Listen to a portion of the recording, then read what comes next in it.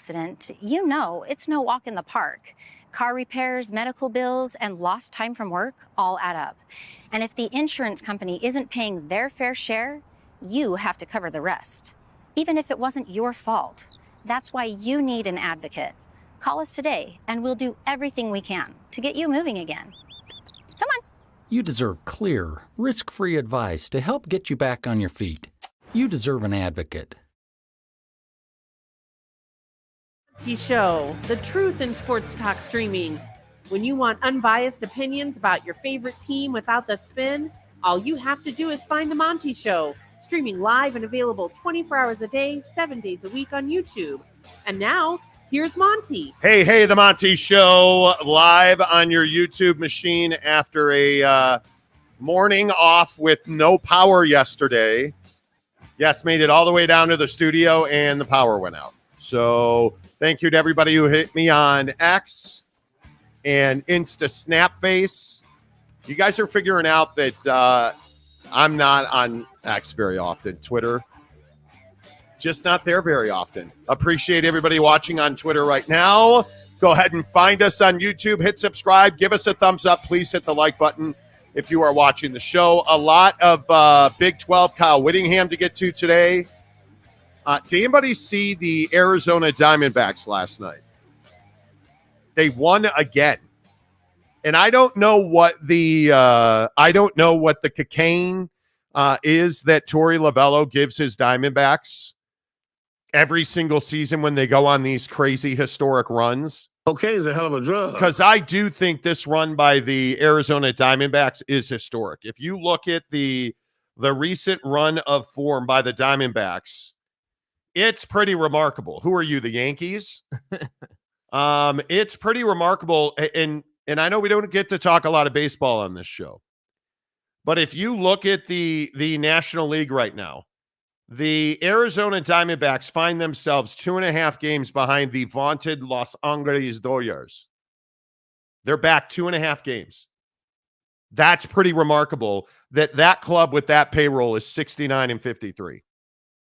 That's crazy. And it seems like every year they find a way to do this at one point or another. And it used to be, when Torey Lovello first took over, it used to be that they'd go on a run in May and in June where they would win a bunch of games. Everyone would say, hey, they're going to be a postseason team. And then they'd come back to earth when the Dodgers come to town like twice a month, every month to end the season.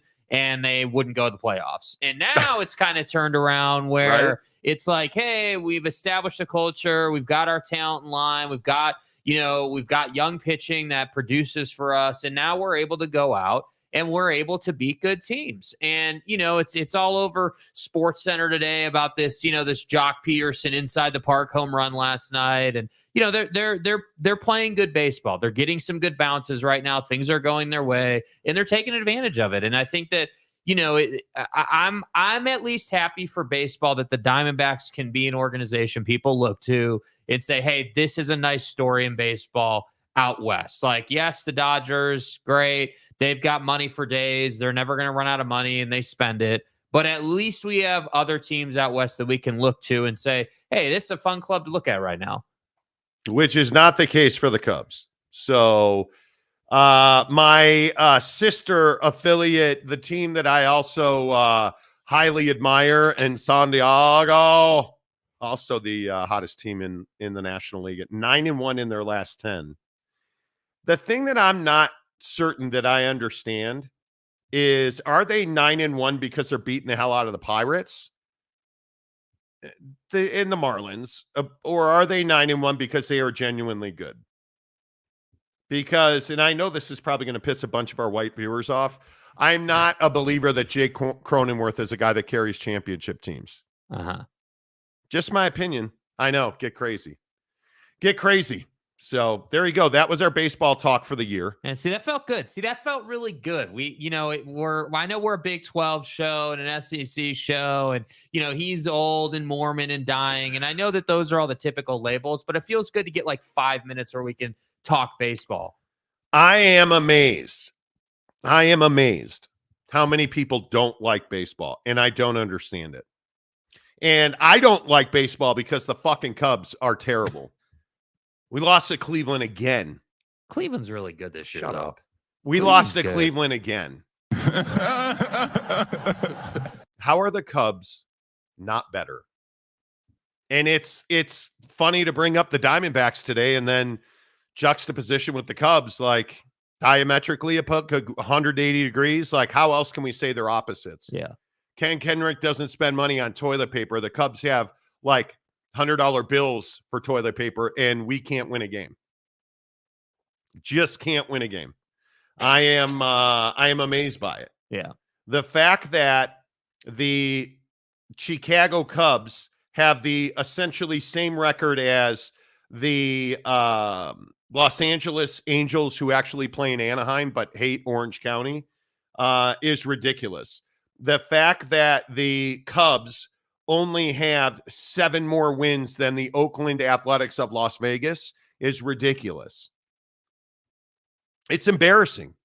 I don't that Cincinnati's got a better record than you is embarrassing.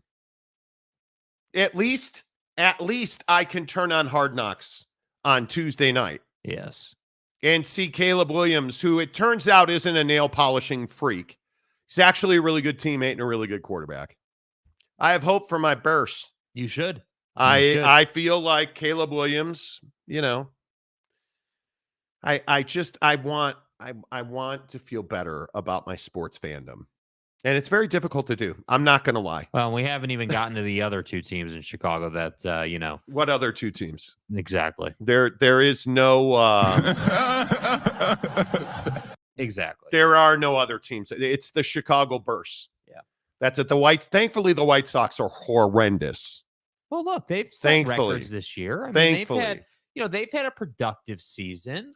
All I can say is thankfully the Chicago Bears are terrible. Thankfully, because I'm over here starving myself to death on kale and like I ate salad again for like the 4th time in a week last night. Like I'm suffering. The Cubs could at least win games. I'm over here not eating a whole lot of meat. I'm over here eating like vegetables. The Cubs could win a game. Am I asking too much? I'm over here like maybe not. Maybe fuck yourself. Yeah, working out, going to the gym, playing golf. Could you win a game for me? Could like the Bears on Hard Knocks actually bring me a certain modicum of joy? Right? Like, could you win? Could the Cubs win? No. Nope. Not going to happen. Okay. It's fine. It's fine. I'll watch the Yankees or the Padres. It's fine.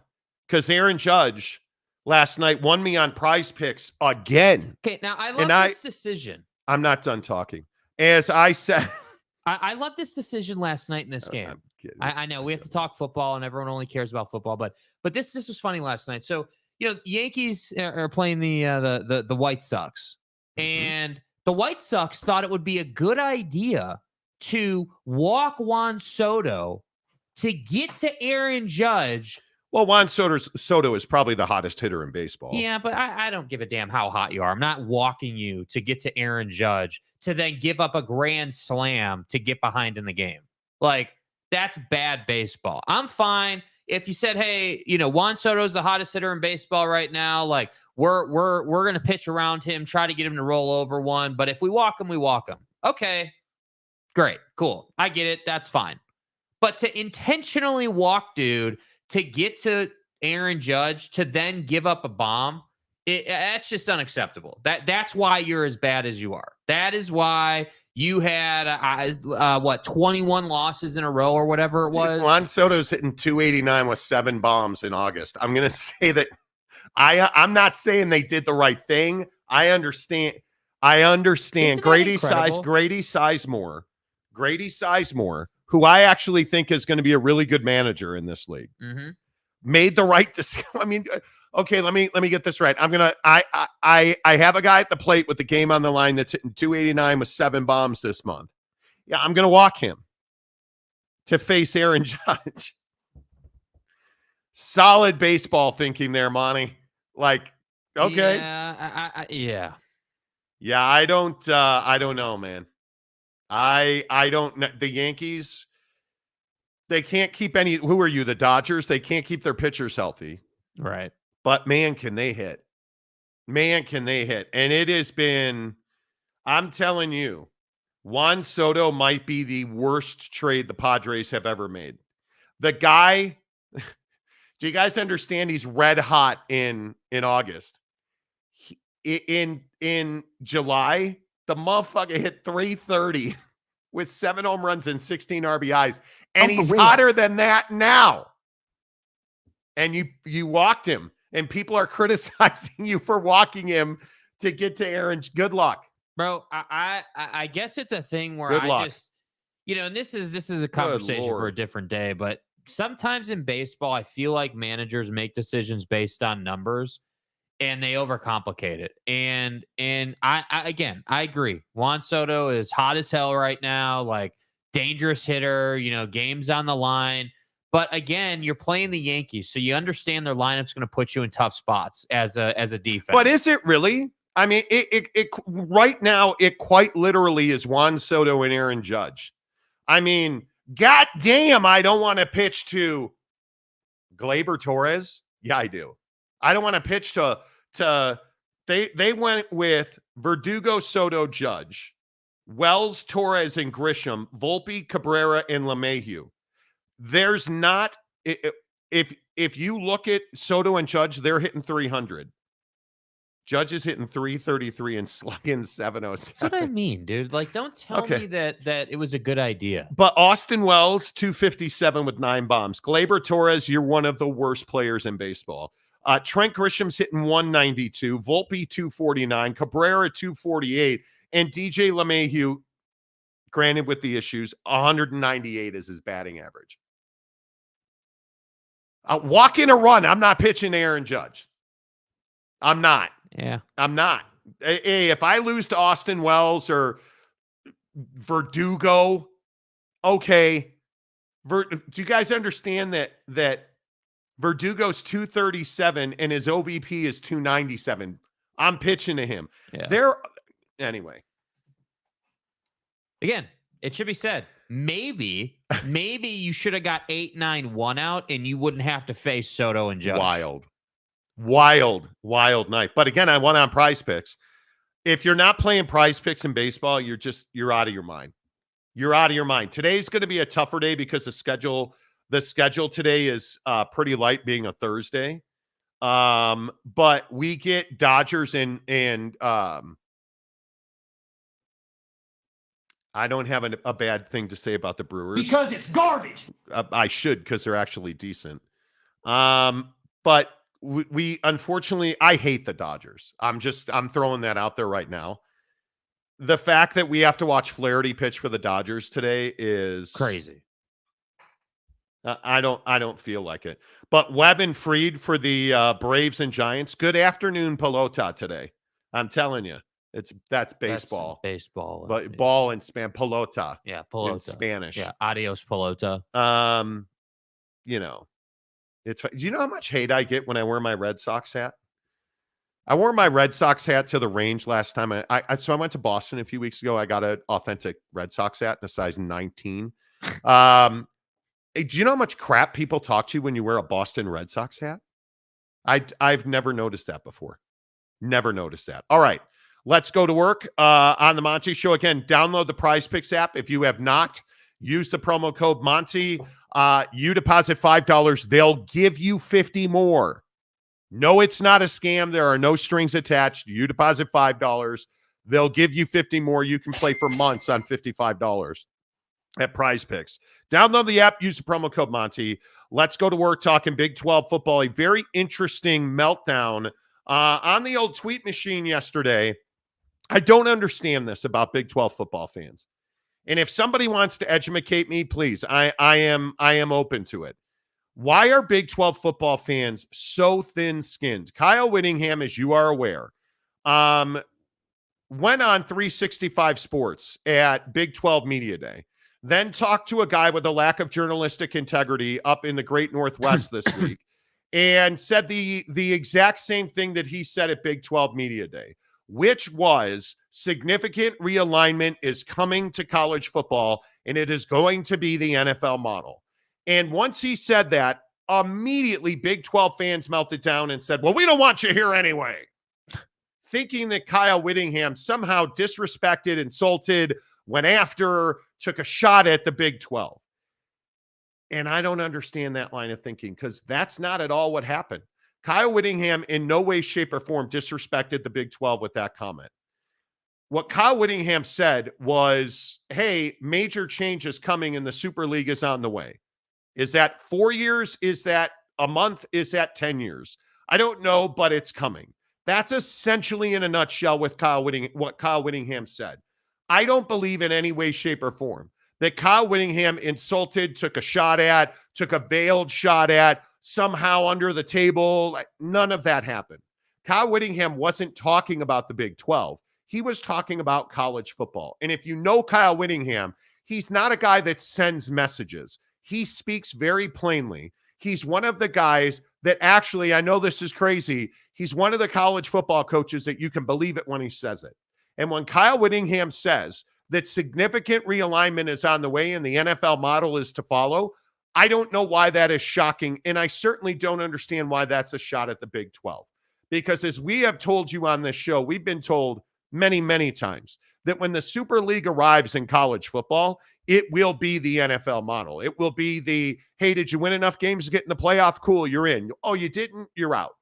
That's what it's going to be. You're going to have two divisions with two conferences with multiple divisions. Like, it is going to be the NFL model. Now, does that mean that the Big 12 or any other conference is going away? Certainly not, because we are not in a place in this country in college athletics where we are ready to compromise the revenue stream that is college basketball.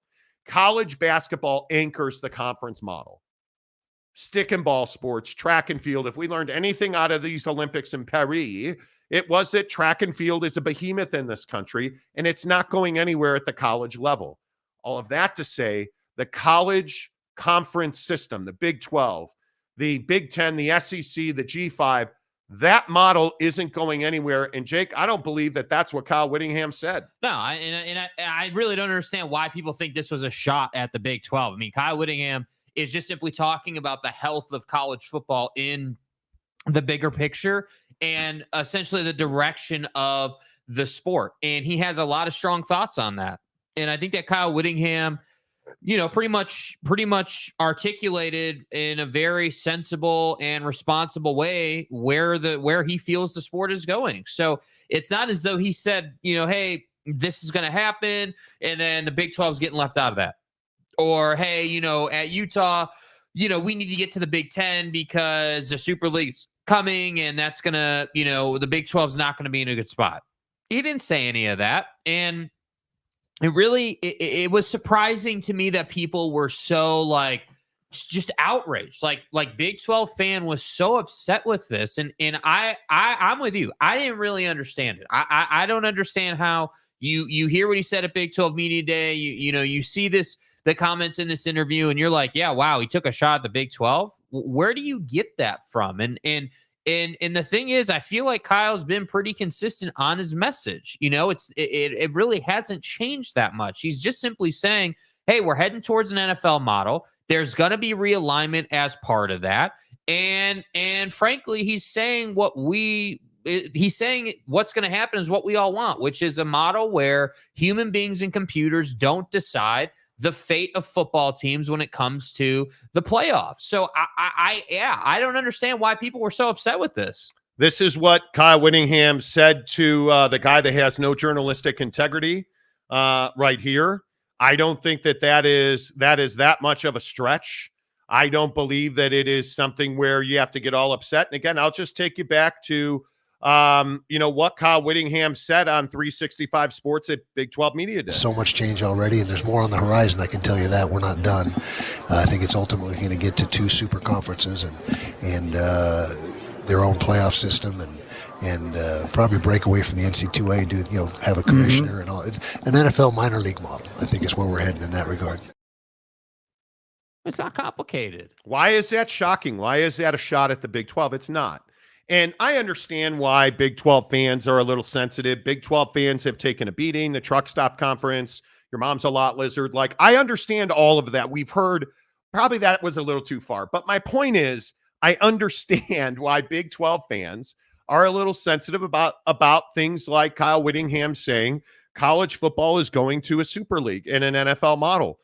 I don't believe that's a shot at the Big 12. And I think we need to stop being so damn soft in this country when it comes to sports takes. We tend to light ourselves on fire about Paul Feinbaum, Kyle Whittingham speaking truth about the future of college football. Relax. That doesn't mean the Big 12 is less than. It doesn't mean the Big 12 is going anywhere. What it means is the financial model is different. And I go back to Syracuse fan. I go back to UConn fan saying that their football program is well-funded. It's not well-funded. You're not, like we said the other day, I don't believe in any way, shape, or form that 99.9% of G5 schools can afford to play in a super league where it's hundreds of millions of dollars in football cost. Now, it's also a lot more money coming in, but it's a lot of money going out. Yeah. We're talking about the NIL settlements where there's a new lawsuit going to court. We're talking about the cost of paying players. We're talking about the cost of adding institutional infrastructure. Like, all this stuff is really expensive. There's a huge chunk of coin that comes out of your pocket. I talked about San Diego State. Surprisingly, most San Diego State fans agree with me that San Diego State probably is not in a financial position to afford to go to a super league model. Not with where the economics of the Cal State system and education in the state of California, and really where cost models in the state of California are right now. San Diego State is probably not in that position. It's really close, and you have to wonder if Cal Berkeley and to a lesser extent UCLA are in a position to go to a super league, let alone San Diego State. And I think that's what's difficult, and I think that, again, to be clear, most of the Big 12 would be easily in. I mean, I do think when you all look of at the Big 12. I think that the some of these Big 12 schools that are not doing a whole lot in football financially would struggle to make the Super League work. I mean, you can fund your football program right now, but if you're not getting, your own shares in the college football playoff, if you're not generating those shares, you're counting on other people to bring in enough revenue for you to continue to survive. So if a Super League happens, I'm sure you'd be in it, but I just have some questions about how that's going to work, especially when we think about, Brett Yormark hinting at the fact that, it's going to be a pay based on performance model moving forward. But I think that's what everybody should be going to. And I think most of these four leagues are. I mean, the ACC is there already. I think you look at the Big 12, there's no question that's coming. We're no longer in a place where you can subsidize, again, UConn football. You're not subsidizing UConn football, who does not have an on-campus stadium. Why is UCF in and USF is out? Because USF doesn't have an on-campus football stadium yet, right? It's basic common sense, dollars and cents. That's the difference between Syracuse. Syracuse is not in a place where they're generating enough revenue. They're not in a place now where they can even compete to get to a college football playoff. Syracuse is in no way, shape, or form prepared to spend $100 million a year on college football. You're just not there. You're not that. You are not there, UConn. Is UConn going to spend $100 million a year on college football? No. And that for my money, that is what it's going to cost. In my opinion, based on people I've spoken to, it's $100 million a year. And it's not just, well, Monty, I understand inflation, but pads aren't that expensive. It's not just even just athletic budget is not what the biggest issue is. The biggest issue is, have you thought about the insurance cost of having more kids on scholarship? Have you thought about the institutional educational cost and infrastructure of having more kids on scholarship? That alone is tens of millions of dollars. You don't just say, well, because you gave Kevin a scholarship, that's just free. The institution doesn't pay for that. The hell they don't. Yeah, they do. Yes, they do. So I think there is the haves and the have-nots will become exponentially more clear. And I think the separation is going to be immediate. Yeah. Moses is going to walk down Center Street and part the Red Sea in college football. Yes. And when we talk about, the G5's getting left behind, you better ask them if they want to go with. Yeah, well, that's part of it too. I mean, I don't even think most G5s want to go with. I think what most G5s want is just a playoff for schools at their level. That's all, right? I mean, if the money's going to be lower because you're operating in a smaller pool of money, but again, it's all percentages, right? I mean, again, if let's just say your average G5 operates at 50 million a year, whatever the number is. I mean, you're still able to make money on that, but you shouldn't be competing on the same football field as schools that are spending, 100, 150. You had when we looked at it, Ohio State was at like 180 or whatever number, like crazy number. So it's like it's just not a fair. Why does Gonzaga not have football? Yeah, right. I mean, that's just a profitability choice. That's them saying, hey, you know what? We're going to put all our resources into basketball, and obviously they have other sports, but that's the strategy there. And again, that's where I think, Gonzaga is a good example of, obviously they're not just going to randomly add football to try to get into a super league. But if you're Gonzaga sitting here, you can't tell me you're not looking at the economics of this and understanding it in totality. So you can see where sports are going. I think you have to have some ability to keeping it real. And I just think Big 12 fans do not. Kyle Whittingham's a hell of a coach, but I think it is an indictment on this league that fans are so sensitive. Look at the upheaval a couple of weeks ago when we were talking about the fact that this league doesn't have a blue blood brand in football. Right. I didn't even think that was controversial or up for discussion. Does the Big 12 have a blue blood brand in football? They don't. They don't. Austin ain't in this league anymore. Right. Norman's not in this league anymore. Those were your blue bloods. All of your blue bloods are in the Big 10 and the SEC now. Nebraska ain't Nebraska ain't coming through that door anytime soon, Marty. Yeah. Right? Like you look at where the Big 12 is. I think Brett Yormark is the guy you should be thanking, because I think Brett Yormark put the Big 12 in a position to compete financially. Because if you'd have kept doing the same thing you'd always been doing, you'd have got the same result, and I don't think you'd be here today. And I think, frankly, if the Pac-12 wasn't such a disaster, you wouldn't be here today. If Brett Yormark had gotten the job that George Kliavkoff got, the Big 12 wouldn't be here today. It's as simple as that. Back to the envelope calculations. So to go full circle, you survive that. You did get Brett Yormark.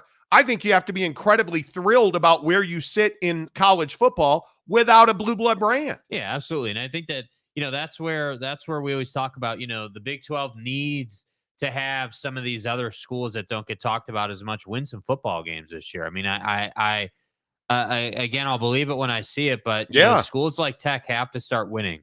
Baylor's got to start giving a damn.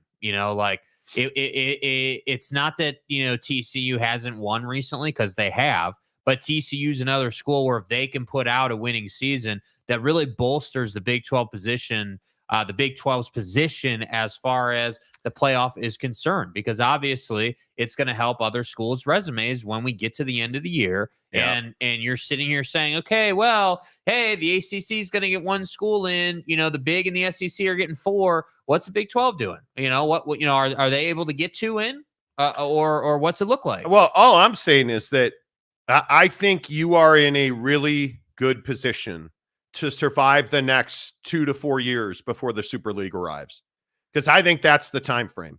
And everybody talking about how it's not going to happen because TV networks that I think Feinbaum or somebody was saying you better talk to CBS.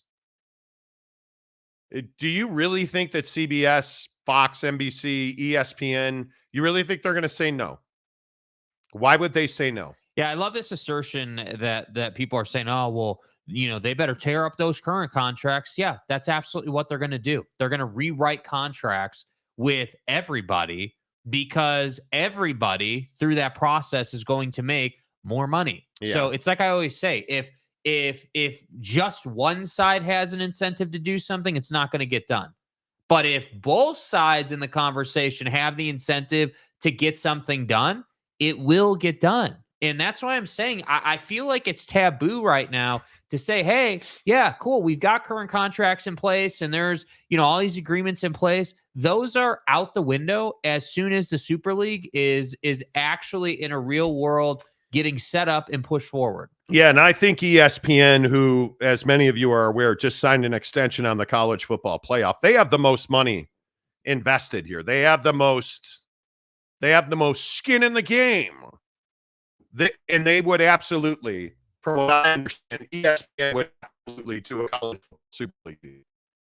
There's no reason that, like, take CBS. CBS just got out of the SEC deal. Fox just got into the Big Ten deal. Right.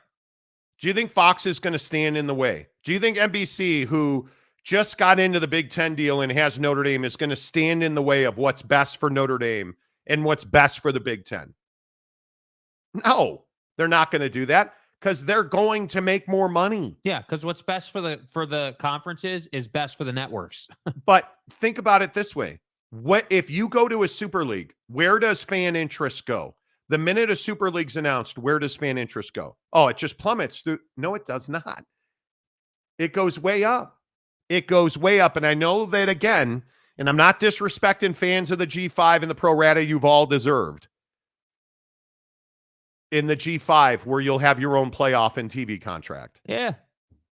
Because again, I think I am fond of saying you have to understand who you are and where you are, and you're not in the Super League, and nor do you want to be. Well, and I think the point you've made over the last couple of months about like this concept of, the networks and college football working together to create a system with the NFL where, hey, we've got the minor league model of playing college football, but then we're going to create this weekend where you've got the national championship, you've got the Super Bowl, like basically more, more collaboration with the NFL to make it make more financial sense for everyone involved. Because the NFL obviously wants college football to continue to do well. You want college football to continue to thrive because obviously college football is what makes the NFL better. We're going to talk a bunch of NFL later in the show about all these different, injuries and rookies and all these situations that all were sprouted in college football. So fans are excited or more excited about college football due to a Super League. And then you can build that momentum into an NFL game. That's good for everybody. That's why I'm saying, like, the assertion that they wouldn't tear up contracts and they wouldn't make changes. Dude, they're already talking about new contracts. They're already talking about a new format and how they're going to put it all together. And that's what I think people don't realize. Like, it's not that it's going to take 5 years to put a Super League model together. There's already a rough structure for what the Super model or the Super League is going to look like. It's how does all the money work? How do we make it work for everybody? How do we get people to understand that they're not going to get the most money or the money they think they should get? Yeah, exactly. Exactly. And I think that's going to be the most difficult part of this. The TV networks are not going to fight about, hey, we've got to do a new deal. I think they will happily do a new deal because it means more money for them. I mean, look at the matchups that we're getting this season that we've talked about so much. I mean, it's all over social media. I opened TikTok the other day and I get like 5 videos from 5 different accounts about, hey, we've got, this Ohio State and Oregon game, and we've got this game and that game. And hey, by the way, this week in October is like the mecca of college football. We've got like 8 games that are, national championship caliber kind of games. This is amazing. We're just talking about single game matchups. We're not even talking about the Super League yet, and people are all, excited and just, can't wait for this to happen. So that's why I'm saying I think you can't undersell how excited fans would be for these big games, which is why I keep saying, why do you think the ESPN picked up the SEC? They know where things are going. They want to be positioned correctly when it's time to make the move. So, I just think it's inevitable. It's going to happen. It's just a matter of time. So when Whittingham's out here talking about it, again, Big 12 fan, I actually don't understand why you think this is a shot at the Big 12. This is Kyle Whittingham telling you what we've been telling you for months. Like, it is.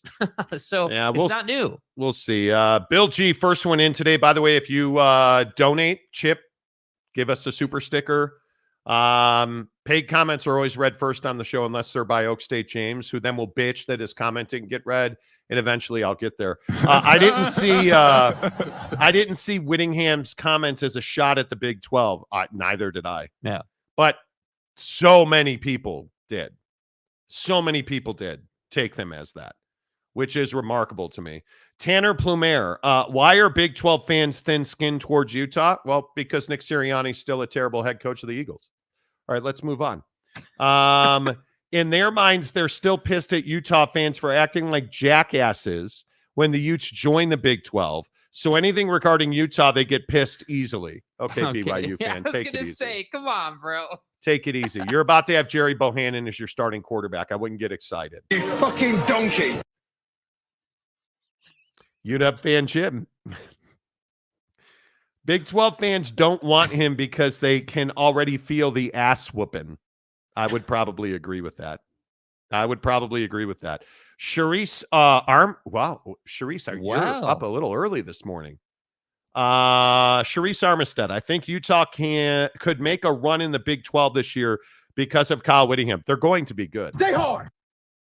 The guy recruits, he coaches the hell out of his players. And their star players are healthy. Proof's in the pudding. I mean, it is,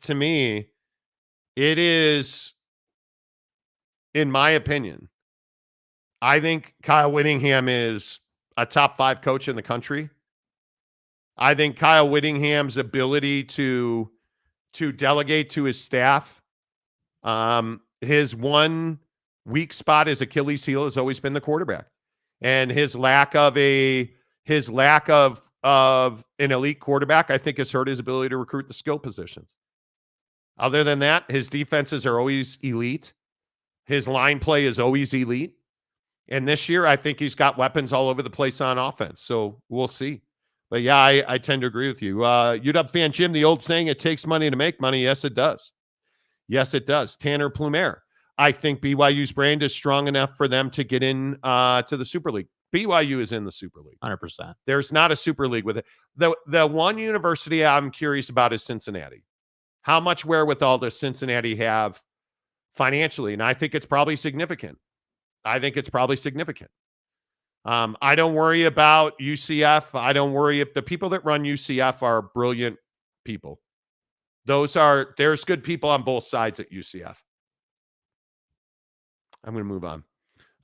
San Diego State, Glenn, don't count me in that San Diego State number, Monty. Okay, Glenn, let's have the conversation. Does San Diego State annually spend $100 million or more on their football program? I don't know the answer to that. I don't see how they do that. Well, and I think the Super League puts you in a position where if you don't know, the answer is no. Like, I think it's a proposition where you got to be okay spending that kind of money on a regular basis. This isn't a one-time payment thing. I know San Diego State well. I understand the ecosystem of education in California. It's a rough road to hoe right now. Things are turning up. There's no question about that. With mortgage rates coming down, and if the Fed cuts the rate in September, certainly I think we all would agree life in California is going to get a hell of a lot easier. That does not impact the UC system. And where we are with education at the state level in California and really across the country, I don't know that that money's ever going to be there. And I'm curious if they get there. Glass City Buck, BYU got that long money, Tanner. Yes, they do. Yes, they do. Justin Bemis, good morning. It's funny to me, Utah hasn't even played a conference game. Oh boy, is this going to be a shot at the Big 12 by an exiting Texas fan? You guys might want to. Hey, Justin, do you play running back? asking for a friend, bro. And they have now become the new Texas and Oklahoma. Gotta love Big 12 fans and their hate. Well, There is no love lost there. I think that again, I think what Big 12 fan, like diehard Big 12 fan who was here before Utah was here, doesn't want to say is that Utah's got a special mix this year because there's actually someone sitting behind Cam Rising who can play. And obviously Cam's eligibility is finally going to run out. And he knows he has to get the job done this year. So if you're Kyle Whittingham and you're looking at your roster, you're saying, yeah, this is probably the best chance I have to make a deeper run into the college football playoff. We might want to get it right this year. And by the way, it's our first year in the Big 12. So we might want to get it right this year. And that's why I think Utah is a comfortable pick to win the Big 12. And that's why I think Big 12 fan is so insecure when Kyle Whittingham talks, because they know what it is. Yeah. Like, they know what it is. Yep, I totally agree. I think you better embrace the fact that Utah is a legitimate college football playoff contender. Legit. And I think, again, I took Oklahoma State fan. I get it. You guys like DUIs. I totally understand it. You get so pissed when I say I think Kansas is better than Oak State. I think. Well, Monty, we play defense in Stillwater. What are you talking about? I don't think I've ever said that Oklahoma State doesn't play defense. You're not on par with Utah. Yeah. And I think I look at what Oak State is a cut below Utah right now. We're going to find out on the field. They play each other this year.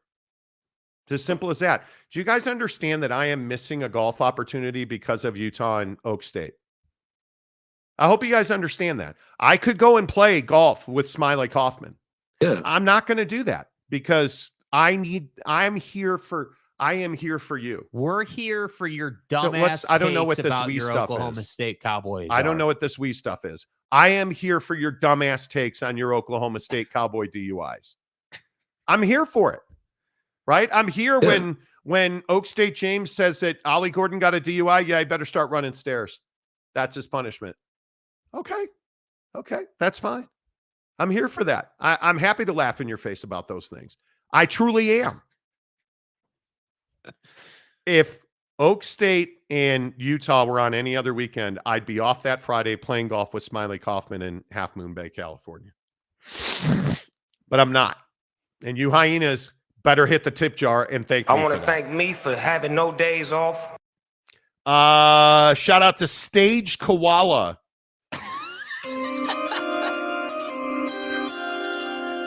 I'm speeding because I have to poop. Okay.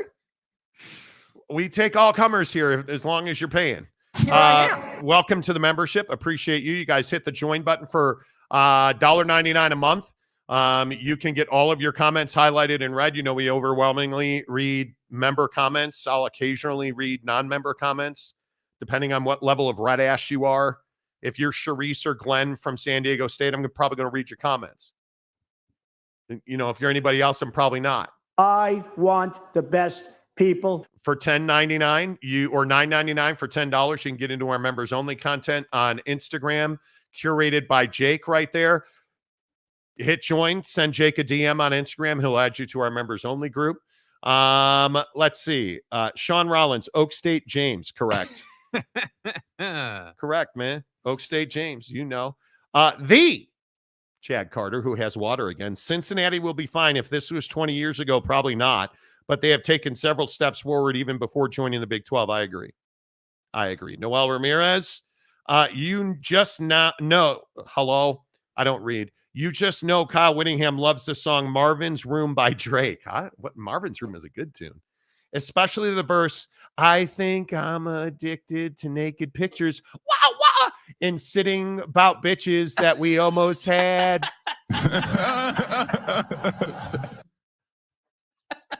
I know quote, I'm sitting talking about bitches we almost had. I know I do that regularly. On your Harley. You know, without sleeves. Yeah. Which is fine. San Diego State, Glenn. Let's see how Snapdragon revenue plays into it. We'll see. Right. We'll see. Tanner Plummer. Speaking of Sirianni, you guys know he's basically a lame duck coach. Fuck off. Oh my God, all the way off. dude. All the way Bro. off. Oh, Nick Sirianni's a god. I love him so much. I want to lick the tears off of his chin. Who is he? Preston Oh Starr? my God. The only one I want to slurp more is Donovan McNabb after he vomits in his face mask. I love Nick Sirianni. That's my guy. You shouldn't have been fired, Monty. Don't you talk about him like that. Monty, look at him on the golf cart with Jalen. Now he's a lame duck coach. Who are you, Mike McCarthy? God, Philadelphia fans, you're just Jeremy Severe. Honestly, if coach is talking about expansion, I think he is repeating stuff he hears in meetings with Brent Yormark. I don't know who Brent Yormark is, but Brent? you know, is Brent different than Brett Venables?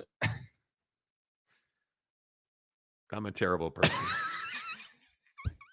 Brent is different than Brant while we're talking about Kyle Whittingham. Or Bob. Go, Bob.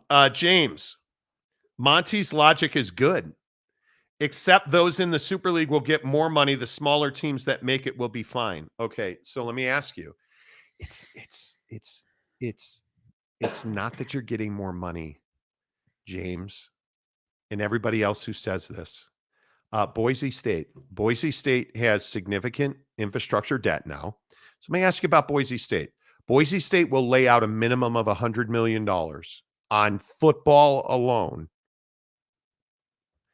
And you're telling me if they get, because I think you're probably looking at the garden variety team. It's funny, I had this conversation late last week. In a Super League, what's the average garden variety team get? Probably 70 to $80 million. And then if you go to the postseason, you're going to get a bump for every game that you play. And you'll get a bonus for TV ratings. So forth and so on. There will be a bonus structure. Right. The real money in the Super League is not the TV money. It's the win games money in the postseason, and it is your ability to drive new sponsorship money through your facilities, through your programs, through. So if you're Utah, a prolific fundraising institution, Eccles is on every building, including the football stadium. Right. You haven't put a jersey patch on yet. That's coming. You have all of the, do you understand the sales operation at the University of Utah? Do you think that's the same thing up in Boise? It's not. It's not. That's a small market where they rely on companies, regional companies and brands to support them. So you really think that you can compete if you're Syracuse, if you're UConn? And again, I'll ask you, does San Diego State go back to Snapdragon and say, yeah, we're going to need more money when they don't win football games at a high level? Basketball, different story. When they don't win football games at a high level. That's going to be tough. It's not that you're making more TV money. The bulk of the money is going to be self-generated. TV money will go up. And again, and let's say that the guys that I'm talking to about this are right. It's $70, $80 million as a baseline. Huge raise for San Diego State. Huge raise for Boise State. Can they afford the infrastructure of 100 scholarships? Can they afford the infrastructure of feeding, housing, medically caring for, providing insurance and lifetime medical benefits for injuries? Can they afford the infrastructure that goes with the staffing up of the football program, the staffing up of the athletic program, the oversight of the collectives that you will have to build and fund? Because there's a lot of people who believe schools are going to seed fund collectives to help them make more money. You're looking at this as a TV contract. It's not a TV contract.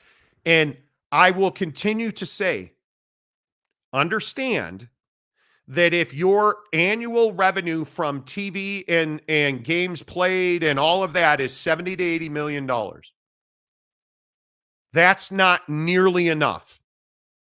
You'll need to make 3 times that in extra revenue that you bring in on your own, where you have now the sales and branding staff, a brand new department of, like the Big 12 created a commercial department for football and a commercial department for basketball. You will have to do the exact same thing.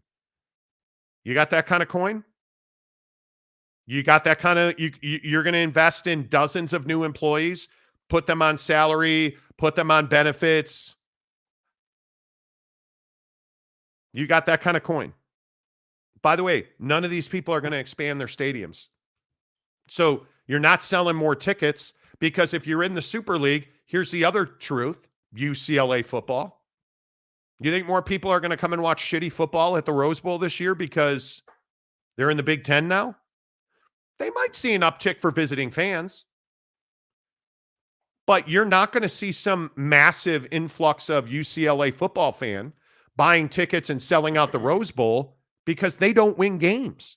And until that changes, Cal Berkeley, who's still under the weight of Memorial Stadium, do you really think Cal Berkeley fans going to show up? And my God, we're in the ACC now. Here comes Georgia Tech. We better get our tickets. Come on now.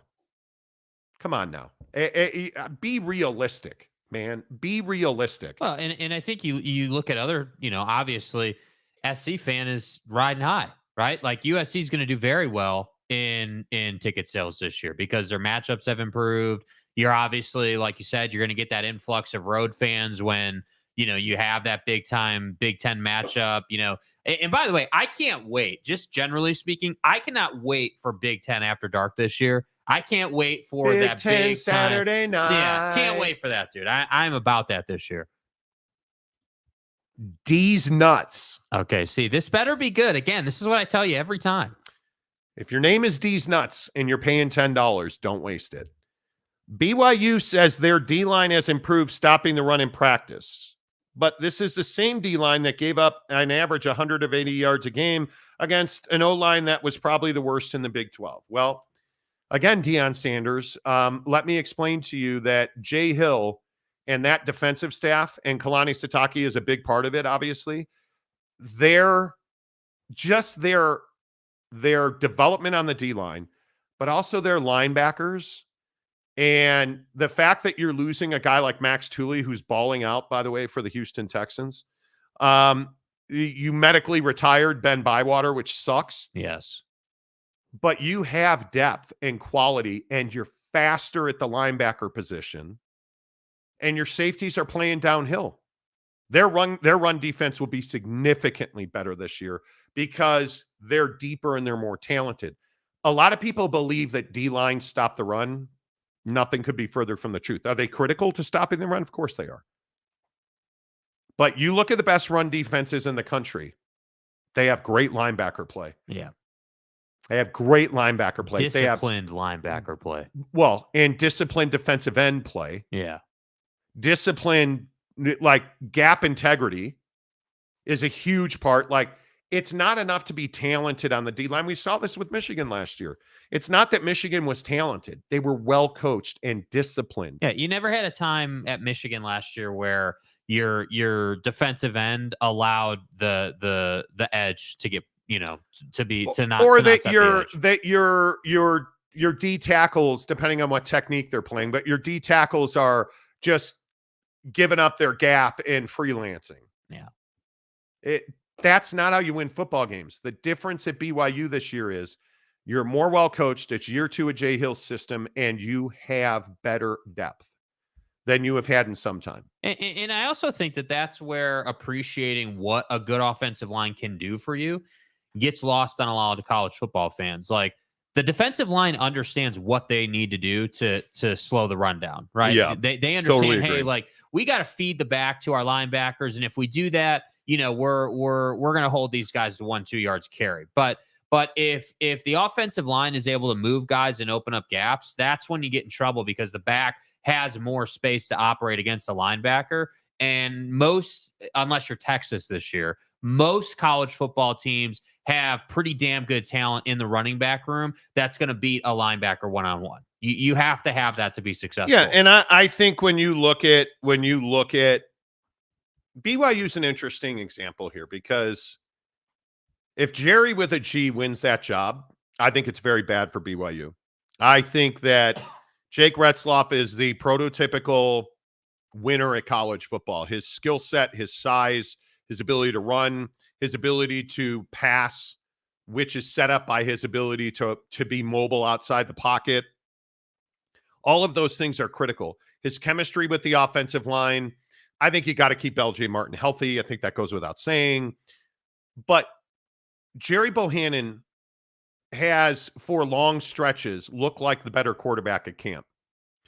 But I think Jake Retzlaff has also closed that gap significantly. And if we do get a decision that tomorrow or Saturday, I would be very disappointed if it was not Jake Retzlaff. Because I look at a guy that is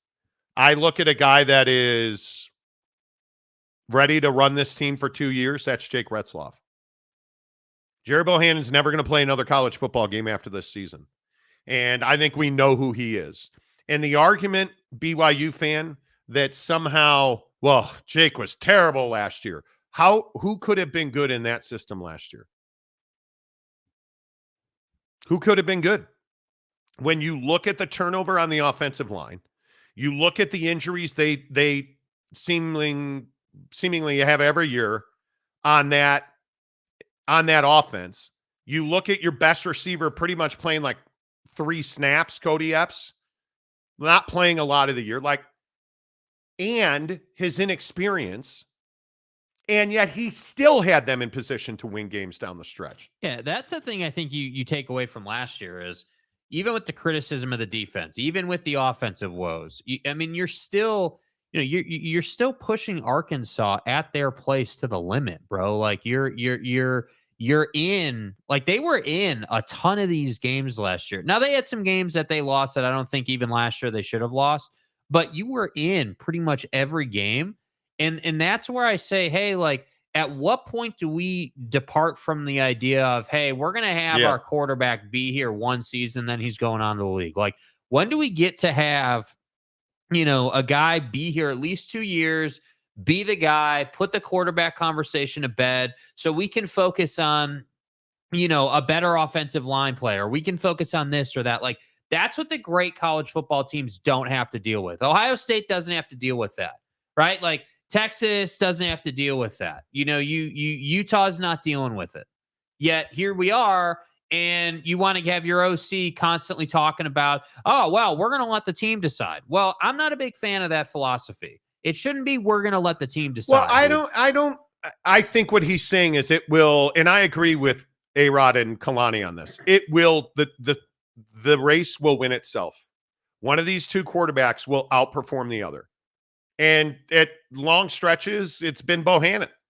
But I think you've seen more than enough from Jake Retzlaff to understand that he's your guy. If he continues to get beat in the daily, I think we all knew that if you looked at this team closely at all at BYU, you knew that Jaron Hall was the best quarterback in camp. You knew that. I don't think you have that feeling. There isn't enough separation between Bohanon and Retzlaff at this moment. There isn't. San Diego State, Glenn, Snapdragon is owned by San Diego State, Monty, sure. But it's a $400 million project on the surface because what was it? $300 million to build it, $90 million to buy it. Because then they buy the land. San Diego State bought the land that the San Diego County Credit Union Stadium was built on, right? So you paid $90 million for that land. It was $300 million to build it. And then you had all overruns. It's like a $400 million project. And it only seats 35,000 people. Yeah. So when we talk about Snapdragon, you have debt load on that. You have a really good partner on it with Snapdragon. But you have a situation when I talk about football, 35,000 seats for a Super League caliber program is tiny. That's a corner at Bryant-Denny Stadium.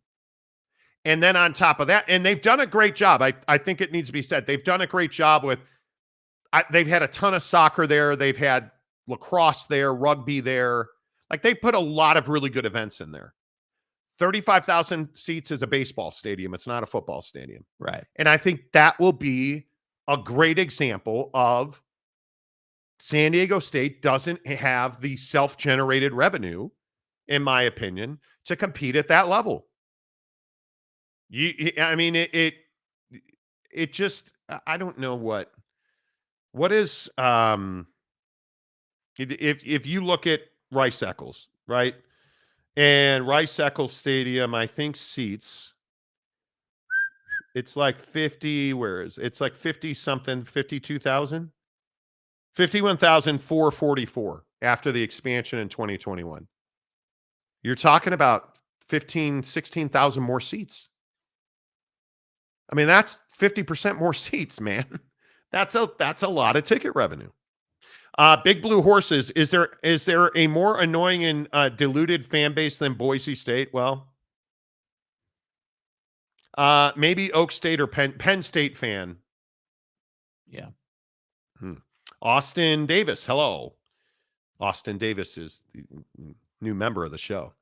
I forgot to change my name back. I'm excited to see what Utah can do in the Big 12. Me too. I truly am. I cannot wait for Oak State, Utah. I think that's one of the biggest games of the year. I'm going to fire up the smoker. I am going to, at my house, I am going to have a TV outside. I don't know how I'm going to do it. I'm not sure. Maybe I'll try to find, Mrs. Monty doesn't let me spend money anymore. But I am going to find a roller stand, like one of those. Whoa, you're going to join the roller crew? Shut up. I'm going to get one of those roller stands for a TV outside. I have a hot tub. I have really nice patio furniture. I have a full golf setup in my backyard. Yeah. I have a Traeger. I'm doing it. I don't give a rat's ass. I'm doing it because fall football is amazing. And Oak State, Utah, there are some games this year. Oregon, Ohio State, massive game. Massive game. Game of the year, fired up all over it. What's your thought on Isaac Wilson as the backup quarterback at Utah? I think that's what you needed, isn't it? Isn't it, Austin? I mean, if he doesn't win that backup job, my biggest concern again, I understand I've sat here and filleted Kyle Whittingham for years on end, but his biggest Achilles heel has been the quarterback position. Yeah, well, he came out, I think, Monday and said, it might have been Tuesday, and said that Isaac had, secured it currently. So he earned it. Yeah, I don't look. I think Isaac Wilson is somebody much like the BYU Retzlaff thing. Utah needs another guy to come in and be there for several years, and I think that Isaac Wilson. The cool thing with this kid is he does have the bravado, but he's incredibly athletic, and that's one thing with Cam Rising that he wasn't gifted with. I don't think that Cam is. You're never going to see Cam out here trying to compete for the fastest 40-yard dash time.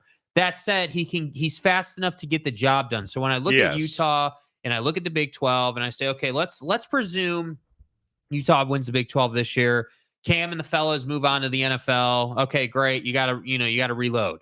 Okay, well, you're in a really strong position now. And presuming that Isaac Wilson sees the field, let's say 5 games this year, maybe. That's going to be helpful. He needs that development. And yes, if I'm Kyle Whittingham, if I get ahead on one of these teams, if I'm up 25 in the fourth quarter, I'm putting Isaac Wilson in the game. I want Cam Rising and Brant Keithy to be healthy the entire season. Yeah.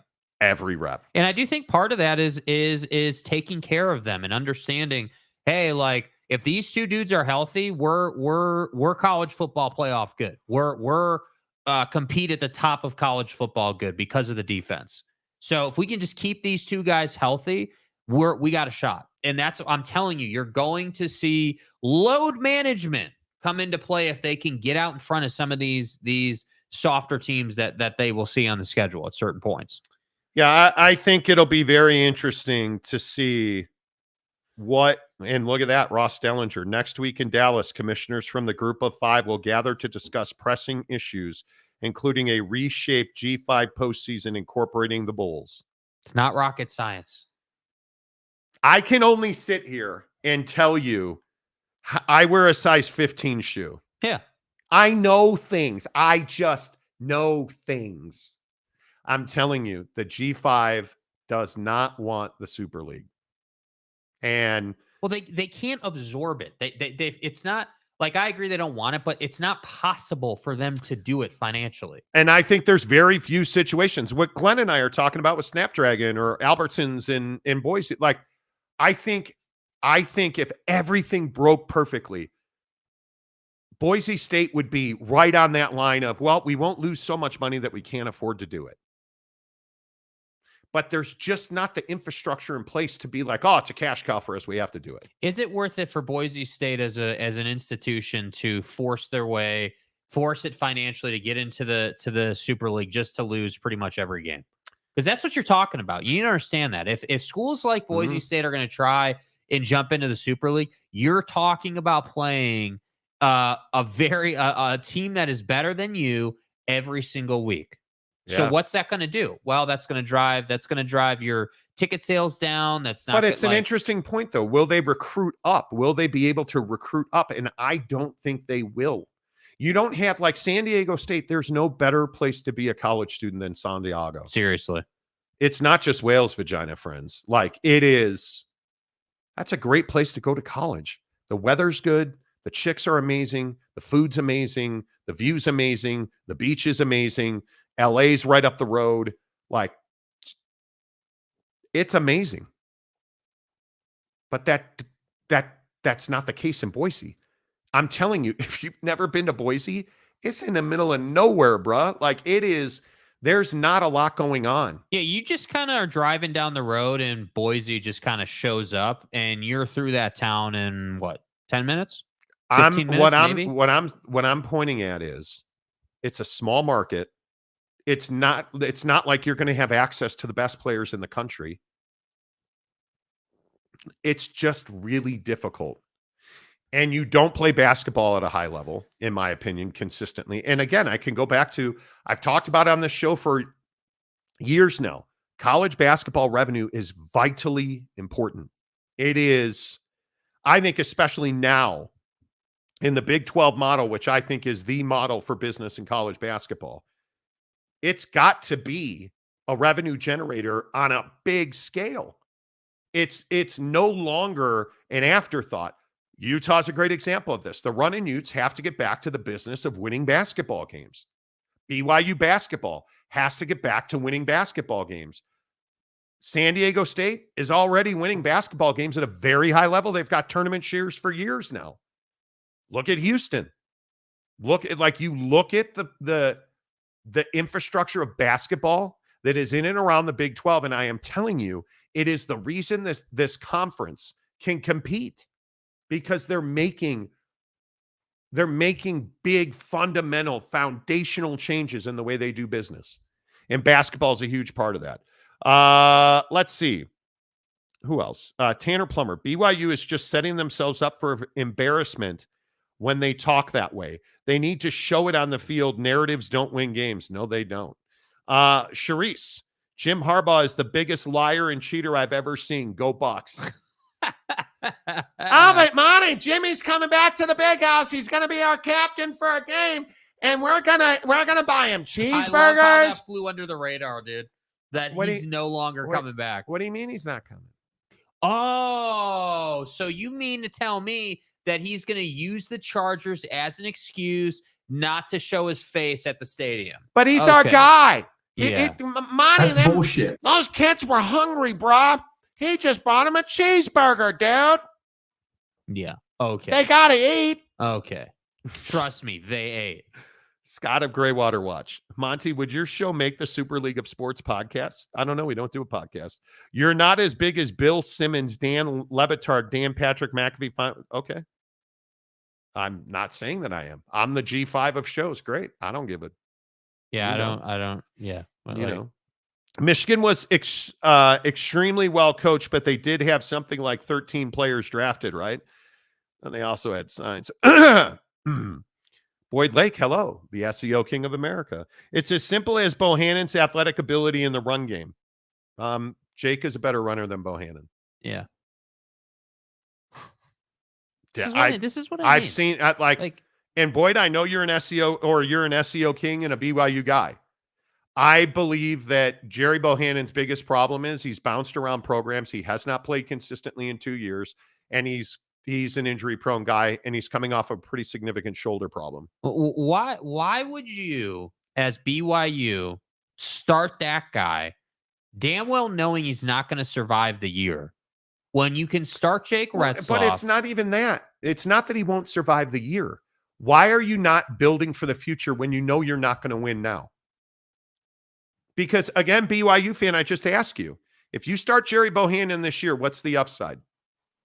Do you think somehow does Gerry Bohanon put you into 6, 7, 8 wins? He doesn't. Does Jake Retzlaff put you in? I think Jake Retzlaff as your starting quarterback can get you to a bowl game. And I think he sets you up for multiple seasons of successful play at the quarterback position. Gerry Bohanon does not do that. You're not a college football playoff contender or a conference contender right now. You're going to win some games you shouldn't win this year. No doubt about that. But Gerry Bohanon does not set you up for future success, which is where you should be pointed. We're developing. We're growing. That's Jake Retzlaff. Because if you want to win now, you should just replace the coaching staff today. If you're like, well, we got to win now, Monty. Well, then you've already fired Kalani Sitake in your mind. If that's your mindset, well, we got to win now. Okay, why? Why do you have to win now? Because Gerry Bohanon, by the way, does not do that. But let's say you win. What's the top of the mountain this season for BYU? I'm telling you, it's 6 or 7 games. And Jake Retzlaff is just as capable of. If Bohanon was this much better than Jake Retzlaff, wouldn't he have the job already? Yeah, he would. He wouldn't be here if he was that much better. That's the reality. I just disagree with you. And the proof is in the pudding, right? We'll see what happens.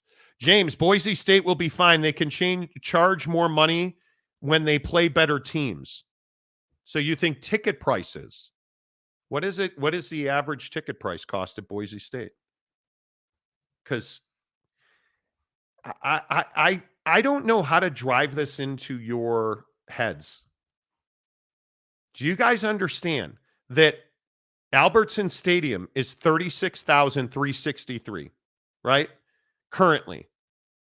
And I just want people. I don't know how to make people understand that when this team gets to 53,000 seats, that's great, new money. 17,000 more tickets. That's not going to cover the Gatorade cost.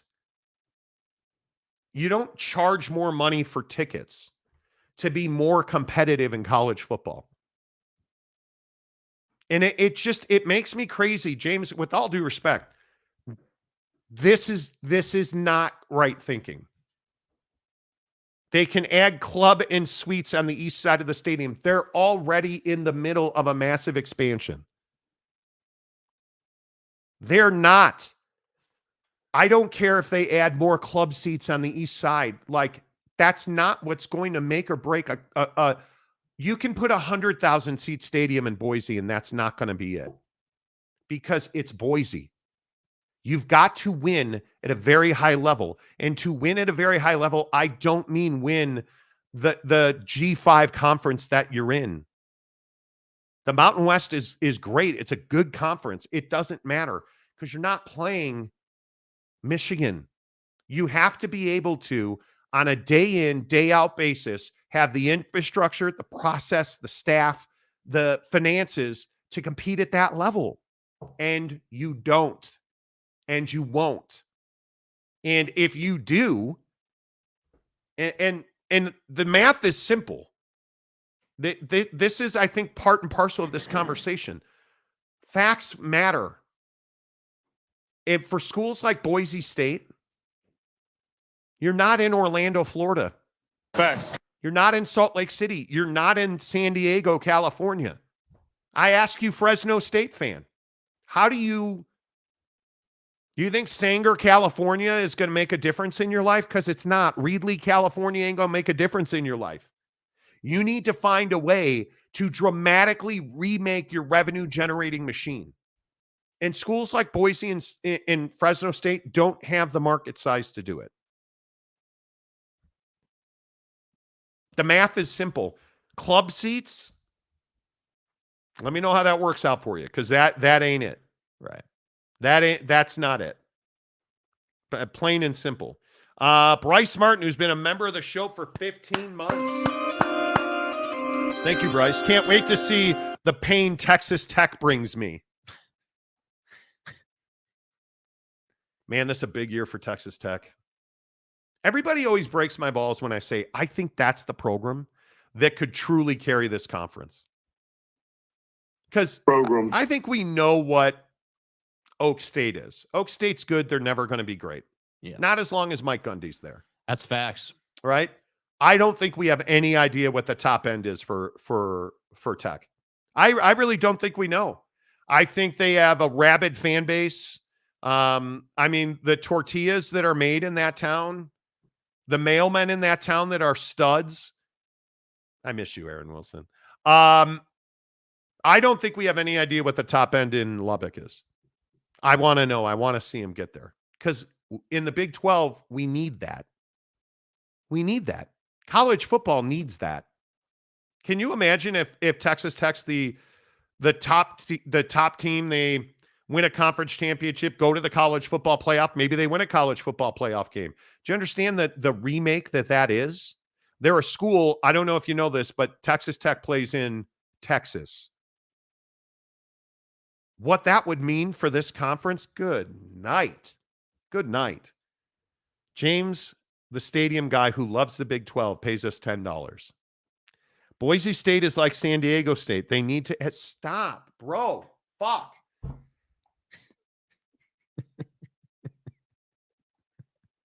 They're already doing it.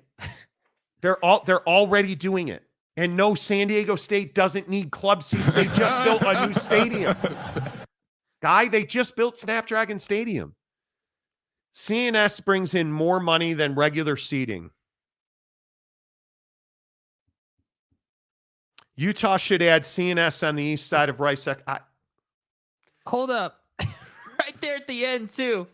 You did what? You make my head hurt, man. I like you, James. Did you read this before you hit send and you sent your $10? And I appreciate that $10. Do you understand that Rice-Eccles Stadium was just renovated? And it's not once, but multiple times. It is a football palace. It is beautiful. They're not changing dick, and nor do they need to. The South End Zone project alone was remarkable. They're not adding. Do you understand that Snapdragon Stadium is about 3 weeks old? Do you understand the money that they just spent in Boise to bang that thing to 53,000 seats? And I think Albertson Stadium, let's see, plans include 13,200 seat grandstand, removing the track, lowering the field, adding 3,300 seats in front of the first deck of the stadium. The total costs, all planned expansions, are around $100 million. The total seating capacity will be 53,000 on the dot, right? Like so you're doing that, and then you continue to add seats to that state. Like, you guys, you at least have to understand that they've already done all of that. It's at 38,000 now. Like, I just want, James, I need my sunglasses so I can get up and walk away and tell you to be better tomorrow. Like, come on, dude. You claim to be a stadium guru. How do you not know these things? Yeah. Sean Rollins, a member for 5 months. Appreciate that. Big Blue Horses. If Oregon State and Washington State are on the outside looking in, Boise is out in right field picking dandelions. That's awesome. Eric, who is different than Eric and Raleigh? Who in Boise has the money to buy these make-believe luxury boxes? The south end zone of Rice-Eccles Stadium does look amazing. Trust me. No, I'm not going to trust you. They're not adding 5,000. Do you understand that who's going to buy those 5,000 CNS? Bro, you got to be you got to be trolling now. You have to be. You can't be serious. James, you're out of your depth here, bro. You're out of your element, Donnie. Like you it doesn't bring in a ton of money. It does not bring in a ton of money. You're out. Okay. Ron Nolan, where is Texas? Did it used to be Mexico? No, I think it used to be Costa Rica. I should look that up. I could be wrong. Eric in Greensboro. Exactly right. Right. Exactly right. But the Slaw Dogs are great, Monty. Hey, man. I just, in Oak State, James is one of my favorite guys. I do love you, dude. But do people not understand that culture is a big part of stadiums in the college football experience? Utah is pragmatic and smart in that they want more demand than availability. BYU the same. This is an age-old construct in the state of Utah. We need to get to 100 stout. No, we don't.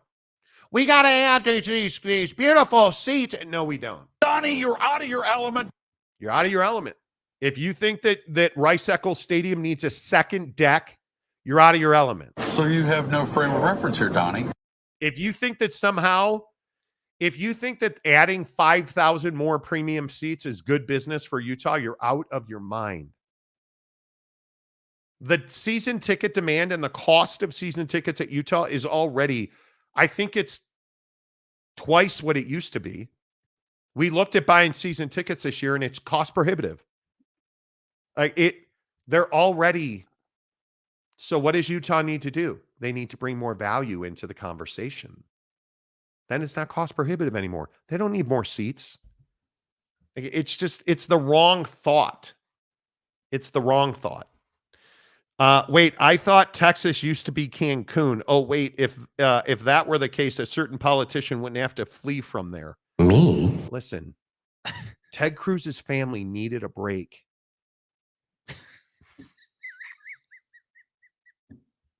Bro, if for all my folks who live in Texas, how do you not how are you okay with the behavior of these dudes? Like, my goodness, man.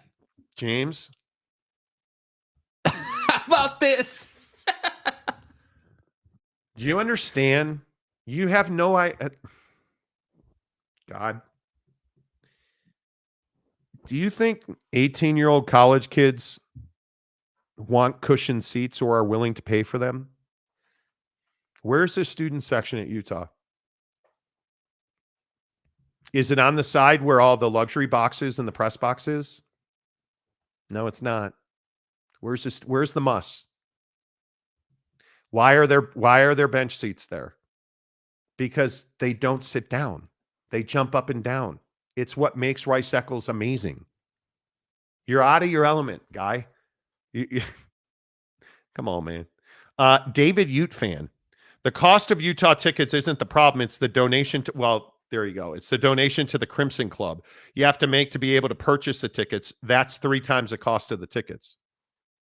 It's exactly right. And that's the right way to say it, David. The total investment in tickets at Utah has gone up significantly.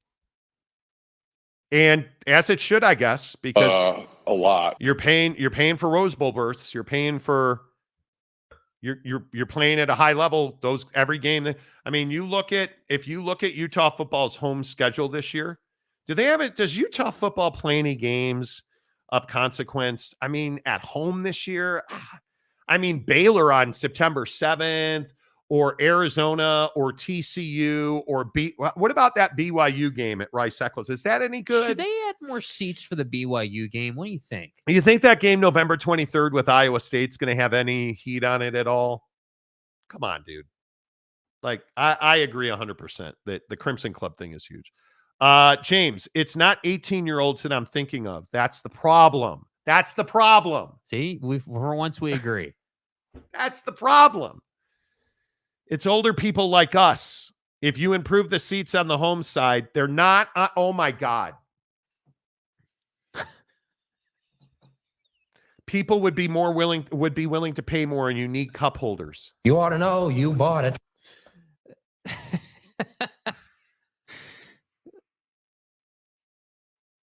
Okay. What I just said.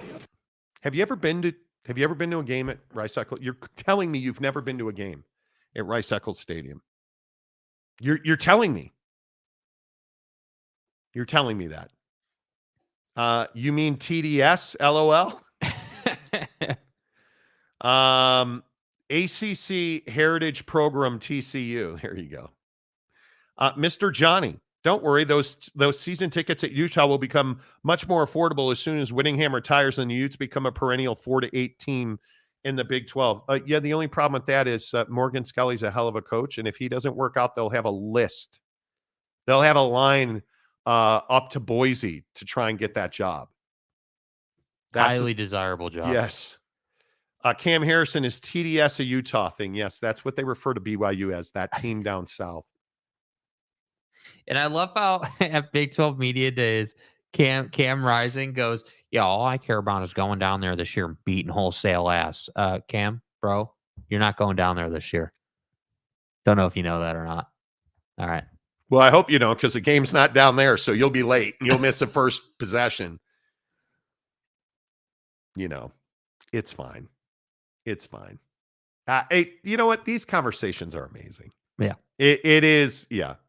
All right. The Monty Show is always presented by our good friends at Canyons Golf, the official golf course of the Monty Show in Park City, working on the game.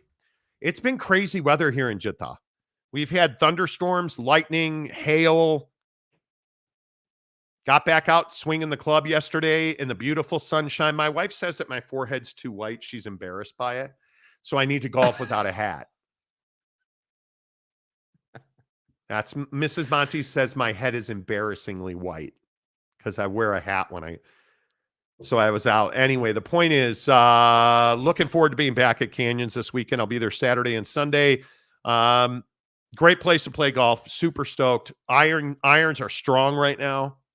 Hitting the irons really well.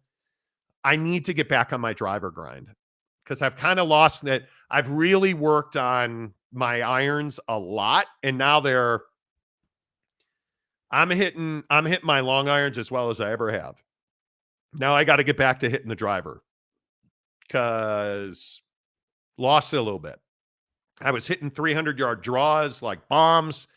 Now it's gone away a little bit. Trying to talk to my wife about golf swings. Mrs. Monty does not understand that the driver swing is completely different than the iron swing. It is.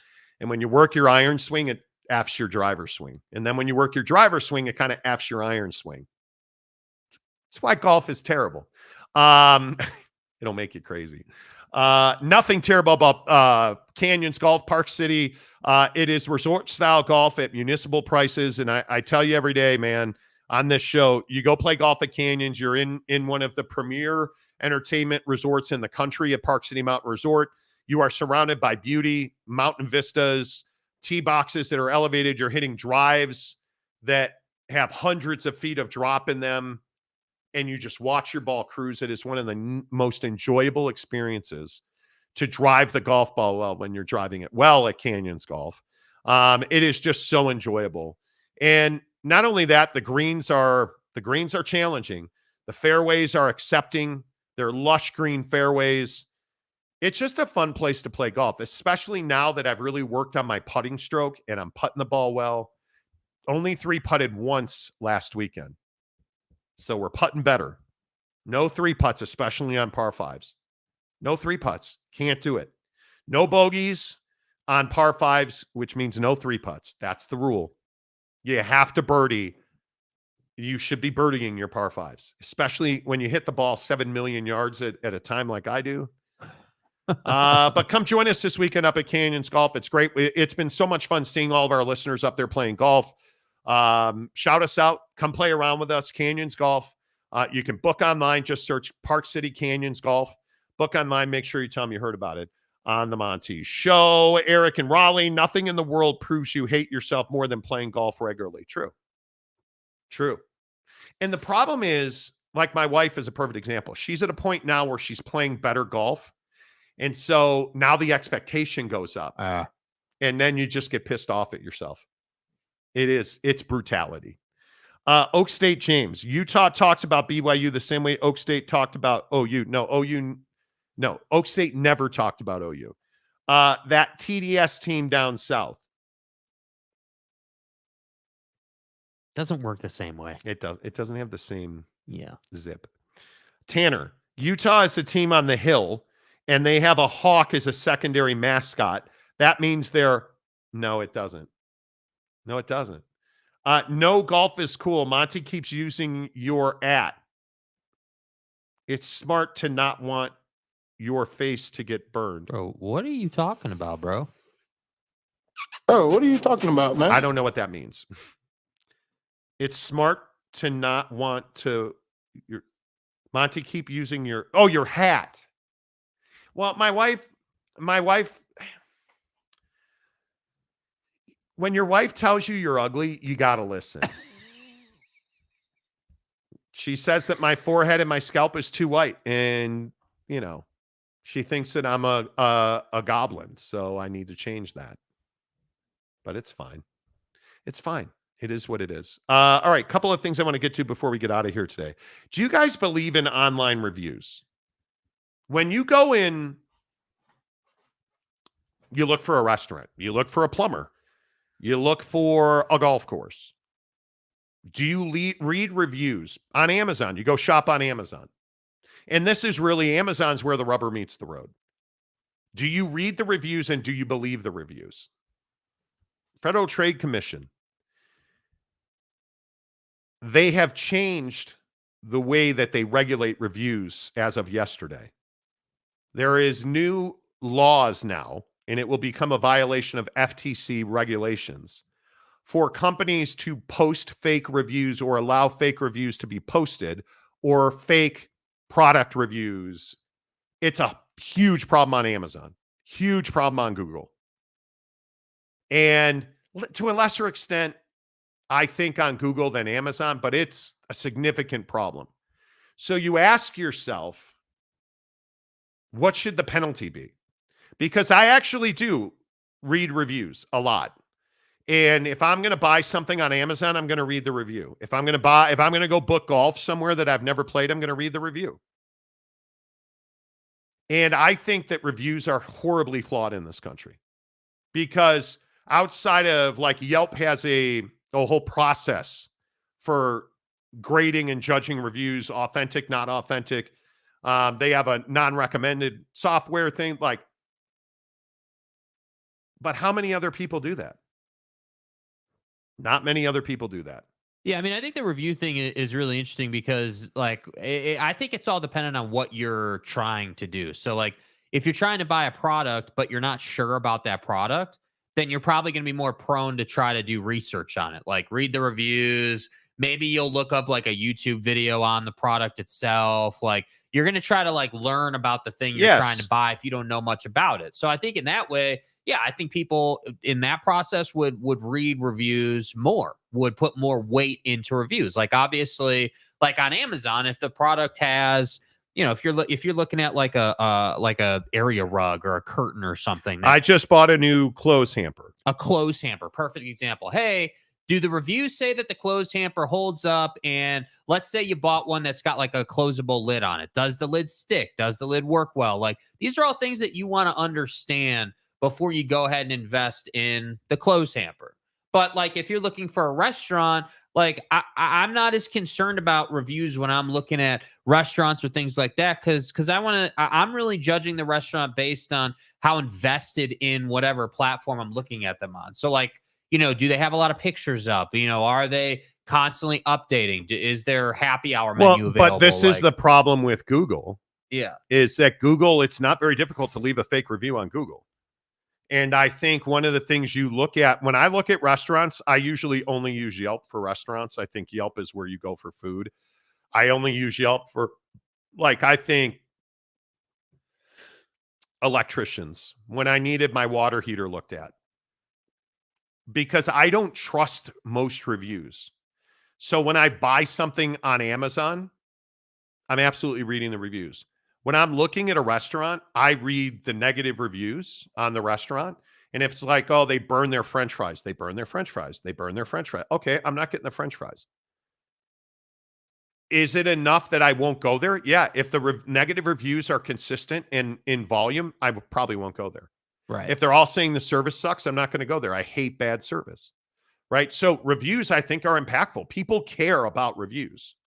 And I look at this thing from the FTC today saying that they are now going to hold business owners responsible for making sure, like the Googles of the world, Google's already fighting the Justice Department. They're going to hold the Googles and the Amazons of the world responsible for their review process, dude. I say, amen, it's about time. Right. Because I don't believe most of the reviews that I read. And I think we don't have the luxury anymore of just going in and checking it out.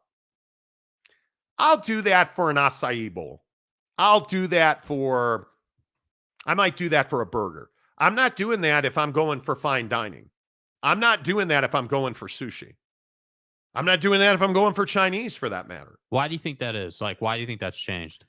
Because now we have access to it. Now we're all spoiled by it. I don't want to go into a restaurant blind. I don't want to know if their food, I want to know ahead of time if the food sucks.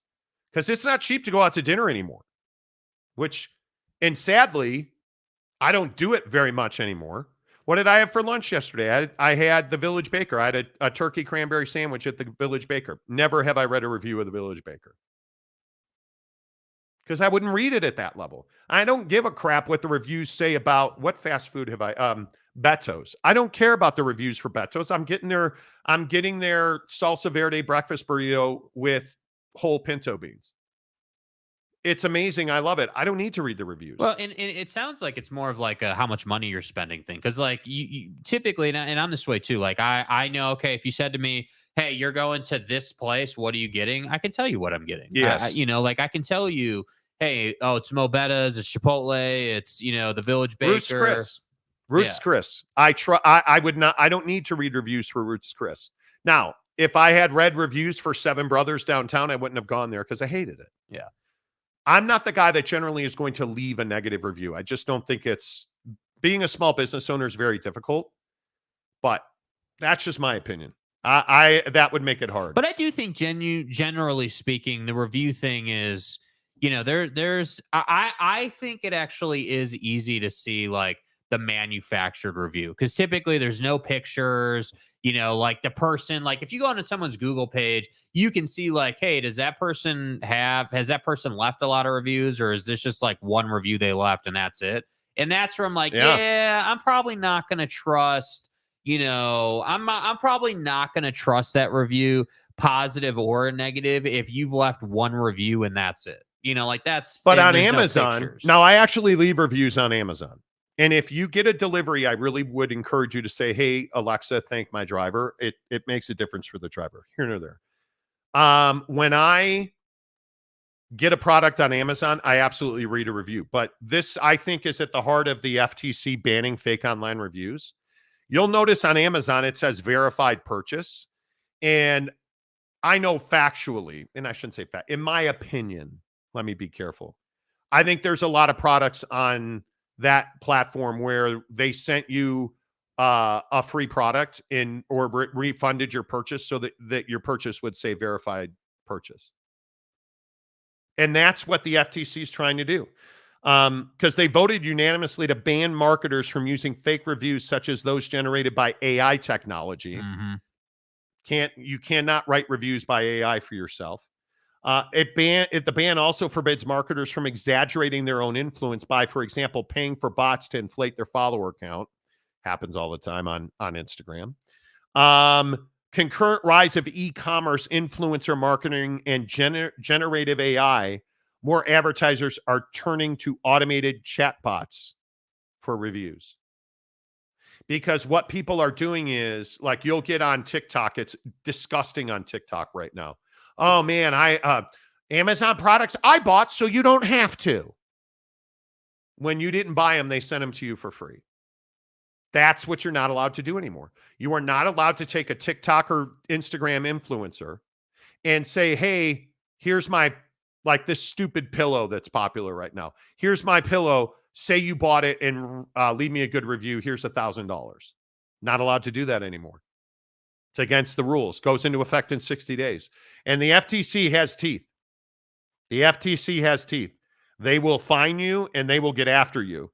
Amazon, for example, sued more than 10,000 Facebook group administrators for allegedly brokering fake reviews of their products on Amazon.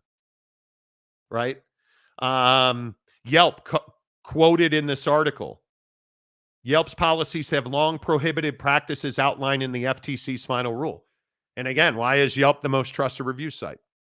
Because not every review gets posted, and they essentially have a software and algorithm that judges your review, right? It is amazing to me that we have to go this far with AI and bullshit. Because again, who are we as people? We just want to have 1 million 5-star reviews, and we want our product to be rated the highest and the best, because at that point, then we can say, yeah, 1 million people bought my product and it's amazing and you should buy it too.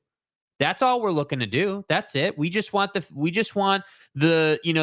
influencer to say that our clothing wicks our the protein, best. our protein powder, hey, this thing does it the best, and that's why you should buy it. And we see it in golf all the time. It's one of my biggest pet peeves in golf. Look at this training aid. Yeah, look at this thing that is going to lower your handicap, and these shoes and I found one golf training device that works. That's it. Up my swing stick. I also have this stick that I swing. Yeah, that works. But this thing called a Pro Sender, it's the best tool I've ever owned, and it's helped my iron swing significantly. That's the only one. Like all this other shit, it just doesn't work. It does not work, in my opinion. But yet all the reviews say it's amazing. Does this mean you're going to stop paying me every time I hit the like button? Unfortunately, yes, Fat Jesus. Everybody hit the like button. We may have to go short in a couple cases. Big Blue Horses. I generally avoid most review sites. Too many review bomb schemes for political or religion. I like Amazon. Yelp is good, but that's about it. Yeah, I think Amazon does a good job of trying to police things. I really do. But this is the problem on Twitter now. That's why I don't read X. That's why I don't. People always get pissy. I'll once a month go into my DMs. Why aren't you replying to me? Because I'm not here, dude. Right? And I appreciate everybody who watches this show on Twitter, because we do have a pretty substantial Twitter following on our live streams. I appreciate that. I'm not having dialogues on Twitter. It's just not work. Like, yeah, you gotta come to YouTube, bro. Did you see that wreck the other night with Donald Trump? They couldn't even get the sound right. And then they want to say they got hacked. Okay. Which now most which is a bad look as well. Online security services have all said there was no DNS attack on X. But anyway, I don't like most social, but on Amazon, I tend to believe the reviews. More than I don't believe any Google review. I think Google reviews are a fraud. I think it's ridiculous. I think it's a fraud, but is what it is what it be. San Diego State Glenn, sometimes I read product reviews and just have a feeling they're not authentic. Exactly right. Well, and that's the thing that I think that AI is trying to solve. Like, the one thing that we as humans have never been able to do with AI is make it so real that you can't tell the difference when it comes to video or text or anything. So like Exactly as human right. beings, we can read Hundo P. something or watch something and say, yeah, you know what? This just doesn't seem genuine. It doesn't, there's Something's something off. wrong here. Yeah. Cool. And you're not gonna, I'm telling you, you're not gonna be able to have an AI bot write you a bunch of fake reviews and then have nobody realize they're fake reviews. That's just not, it's not gonna happen. Oh, Mike Phillips. Yes. We were just in Vegas for a week and restaurant reviews were clutch. They're incredibly important there. Food there is too expensive to gamble, and dude. That's the truth. It's ridiculous. And now, and we're going to talk about the economy in a minute, but now we're at this point where there's no coming back from high food costs because what the pandemic did to the service industry, there's no coming back from it. And it's a shame because going out to eat used to be an American institution, and now most people can't or don't want to afford it. Mm-hmm. I don't want to pay that. Like, what are we doing as Americans now? We're investing in our homes, and we're making it so that our homes can do more for us. So we're investing in our backyards. We're making it so that we can enjoy our space more. And I think that's the hard part. Like in the restaurant industry, if I was opening a restaurant today, not that I ever would, because I just don't think the margin's there anymore. But if I was going to, my number one priority would be to make sure that the experience that I'm providing people is so good that it justifies the cost. Because that's the only way you're getting in now. Look at Mastro's Ocean Club. We go there several times a year, and the only reason we go there is because it's a phenomenal experience and we get great service. The food's great. The alcohol is great. The same server has been taking care of us. Cycle Sam has been taking care of us for 7 years at Mastro's Ocean Club in Las Vegas. I know I'm getting a good strip. I know I'm getting shrimp and mushrooms. And I know that my Jameson orange whiskey is going to be served cold on a big ice ball. And it's phenomenal. And I'm willing to pay whatever that price is. But you're exactly right. Food is just so expensive in Vegas. Let's talk about this news out of the economy today. Did you guys see retail spending? If I said to you, what do you think the retail spending report was for July? Well, it is the backbone of America's economy. All of us going out and spending money. Do you think people did that or did not do that in July? What would be your guess? My guess would be that we didn't see anything trend crazy negatively or positively. My guess would be that we kind of just stayed the same. A massive bounce upward. Sales at U.S. retailers unexpectedly surged in July, rising by a full percentage point from June. The economists expected a 0.3% gain. That's crazy. I mean, that is... I wonder if that's back to school. I don't know. You look at sales jumped across most categories last month, rising the most at car dealerships, which likely reflects a rebound from the cyber attack on software systems that detailers or car dealerships used early in the summer. And I think you're going to see another bump because mortgage rates came down. And if you get a Fed cut rate in September, I think you're going to see another bump. Car sales spiked 3.6% in July. Retail, excluding car sales, retail sales were up 0.5 percentage point from June to July. Retail spending on electronics and grocery stores rose robustly in July because we're seeing food costs come down. Up by 1.6%. A massive bump. Massive bump. That's crazy. It is wild that you are seeing this kind of spending going on. And I think you look at the rhetoric that we're getting from our candidates, like Donald Trump yesterday talked about how he is going to cut gas prices 50% or energy prices 50%. Do you understand how impossible that is? Because right now we're at we're at So you're talking about per gallon. Like you're never going to do that. That will gut the oil and gas business in this country. $3.45 is the average national. So $1.70, right? Yeah. And you're seeing inflation continuing to come down. And this is going to be interesting in as far as this pertains to the presidential election. Kamala Harris at some point is going to have to start talking about what her policies are. And you are starting to see there is pressure finally from the party of Trump to get her to start talking about policy and to get her to either bind up with Joe Biden and his policies or step away from Joe Biden and his policies. Finally, I think you're starting to see the party of Trump pressure her to do that. She's got a huge speech Friday night. This speech she's going to go tomorrow. Today's Thursday. This speech she's going to give tomorrow, I think, will be the most impactful on the election yet. I think it's the first opportunity for her to misstep. Well, she's got to talk about policy, because if you look at what Joe Biden has done, like you're hearing this Donald Trump narrative about energy, and I think it's one of the things he believes he can hang on to. And he's talking about this drill baby drill thing.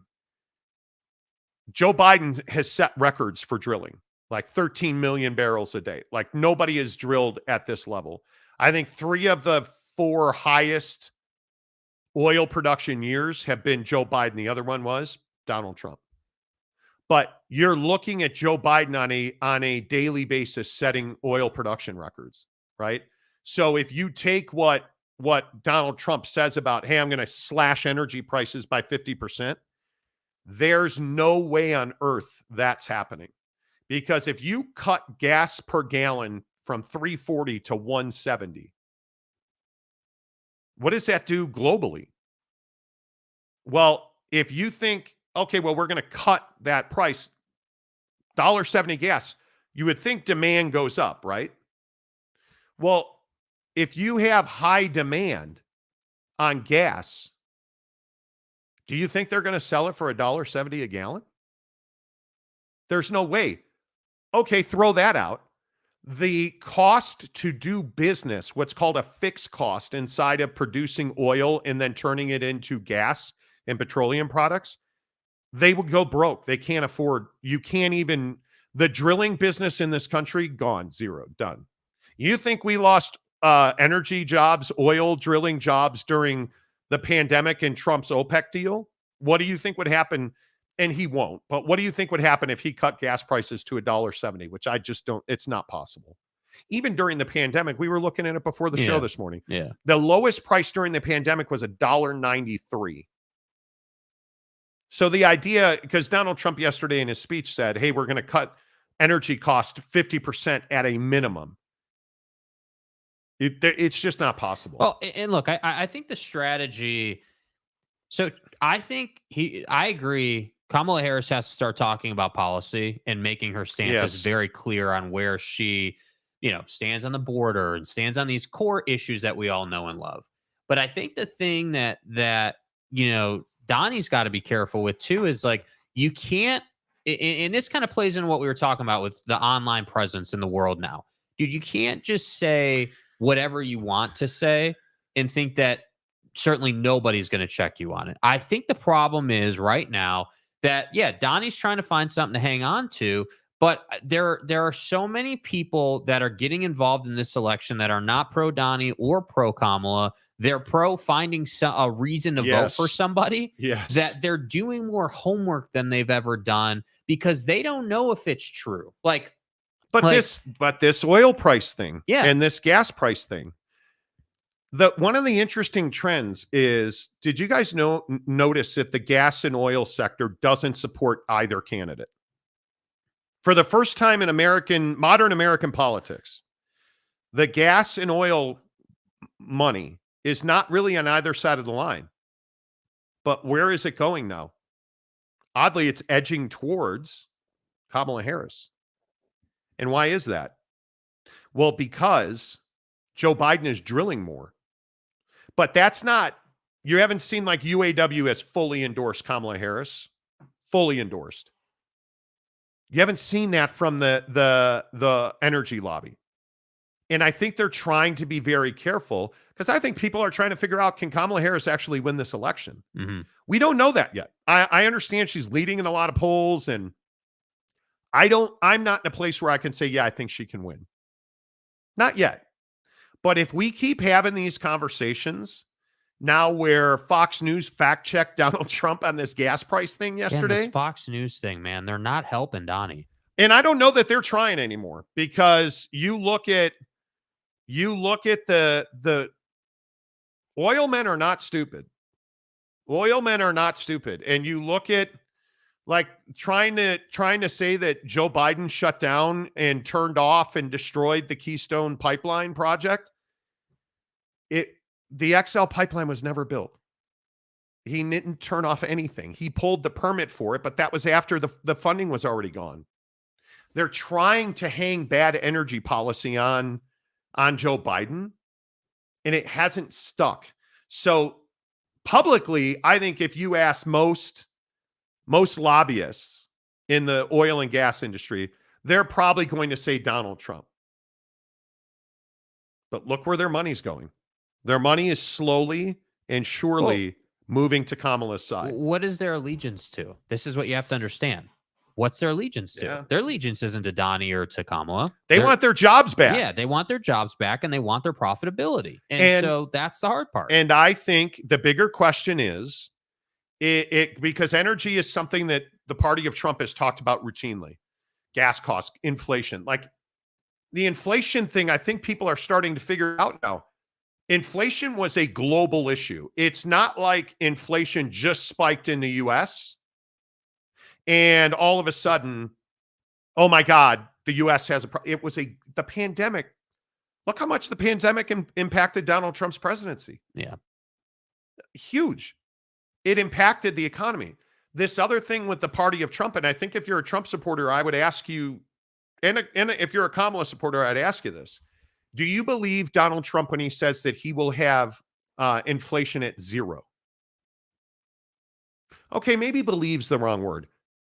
Do you think inflation at 0 is good for America? The answer to that is an overwhelming absolutely not. What happens when inflation is at 0? Well, what's required of that? Americans have to be spending money.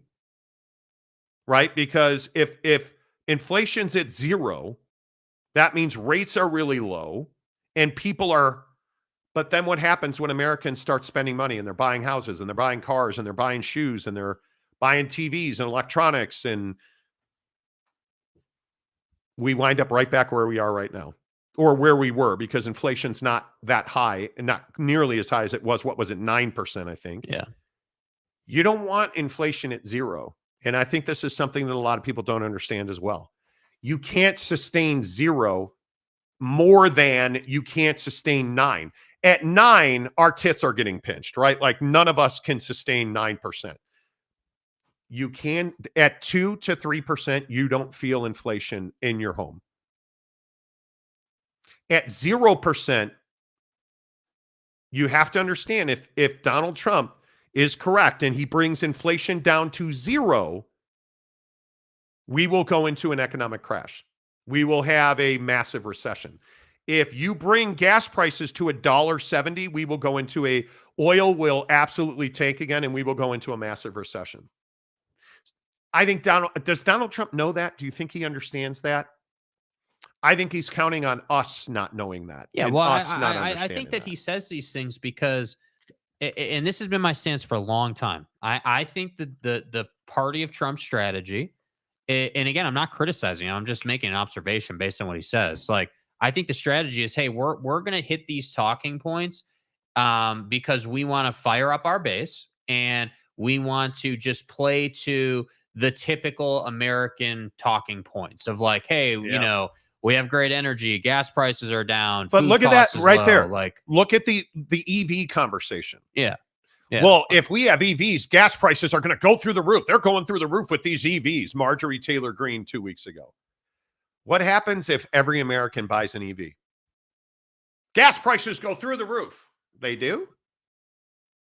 I haven't seen an EV that takes gas. I could be wrong. There's not a Tesla that you can put gas in. What happens if every American owns an EV? Demand goes way down for gas. Are EVs spiking and everybody's buying them? Nope. They're not. And why is that? Because they're not sure. They're not 100% confident. They don't work as well as we need them to work yet. But rest assured, if Kamala Harris gets elected and all of a sudden, and it's not going to happen, everybody has to buy an EV, gas prices are not going through the roof. They would tank. And I actually think it'd be terrible for the economy. I think the reason right now that Kamala Harris has the traction that she has is because the party of Trump and Donnie are not doing a good enough job executing on the plan.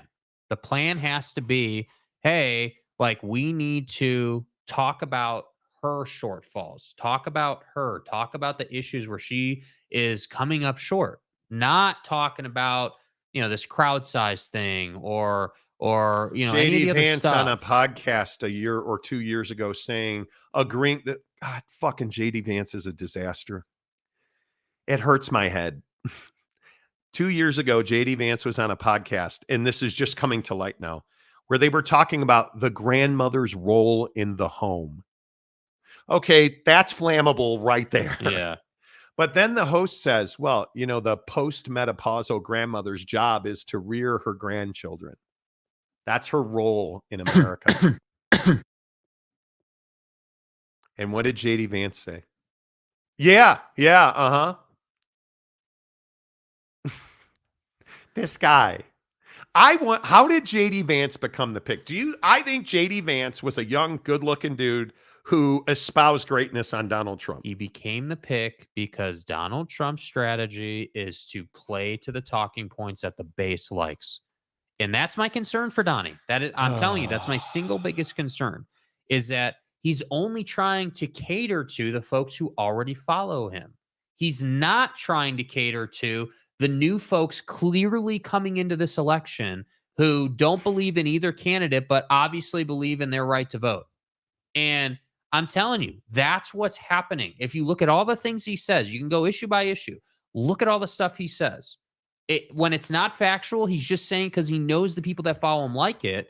But then is Kamala Harris going to call him out for that stuff? If she doesn't, that's a big mistake on her part. And I also think that's exactly right. You've got to call JD Vance and Donald Trump out. Like all of the like this bullshit about Tim Walz's military career. Did he say that he carried a gun in war? He did. And he owned it. And I think he's done a great job owning it. Under no circumstance, timeline, evidence, actual facts did Tim Walz retire from the military to avoid going to being deployed. That never happened. And JD Vance continuing to try and push that narrative that Tim Walz retired to avoid deployment has now unquestionably hurt him in the polling and hurt Donald Trump in the polling. And there's no doubt, if you listen to all the people supporting Tim Walz and you look at when he filed to run for Congress, I don't know what JD Vance is doing. Oh, I do. That's right. He's hurting Donald Trump. It's remarkable. Yeah. It's amazing to me. And I've never seen a candidate in Kamala Harris have to say so little and do so little and yet take an unbelievable boomerang effect in the polls. She's said nothing. She's done nothing. And she's winning. Yeah. And it's because you keep because the party of Trump continues to attack ovaries and vaginas. And I don't understand it. Yeah. This speech he gave yesterday, another absolute disaster. The thing with Elon the other night, where they're talking about union busting and how Elon's the great, union buster. Now you've already got unfair labor practice charges filed against them. What are you doing? And everybody's like, oh, Donald Trump's the party of the union and the worker. Apparently not. Right? Remember that argument we had on the show? Yeah. stay on script. Hello. Yeah, I wouldn't be talking about union busting, bro. That's not going to get you unions. Yeah, it's too late now. Tim Walz didn't retire to avoid deployment, but he did finish as a CSM. He didn't finish the training. He may have worn the rank, but he retired who cares? Tim Walz, again, I don't have a dog in the Tim Walz fight. But I am never going to sit on this show and denigrate somebody's service. Tim Walz served this country for 24 years in the Guard. And should he have said he carried a weapon in a forward territory? He should not. And he owned that. And that's all you can ask the guy to do. Yeah. But he was in service for 24 years. This is the same guy that they tried to blame George Floyd on in the BLM riot. One, I don't know if you know this, it's Minnesota. They're like talking about Marjorie Taylor Greene's a wreck. But anyway, he was walking the streets of Minneapolis during the BLM riots, during the George Floyd riots. He's talking to police officers. He's talking to black Minnesotans. He is hugging people. He is shaking hands. He is asking them, what can I do for you? And you're going to sit here and talk about his rank because he didn't finish 2 credit hours to get that rank. I don't give a rat's ass. I don't care. The guy served the country for 24 years. Like, it's amazing to me. Longer than most of us ever will. And Kamala Harris has got to start talking about policy, and Donald Trump's got to start talking about Kamala Harris's policy instead of all this. Like, the borders are thing clearly did not work. Yeah. That was tough. The immigrant crime wave clearly has not worked because her polling keeps going up.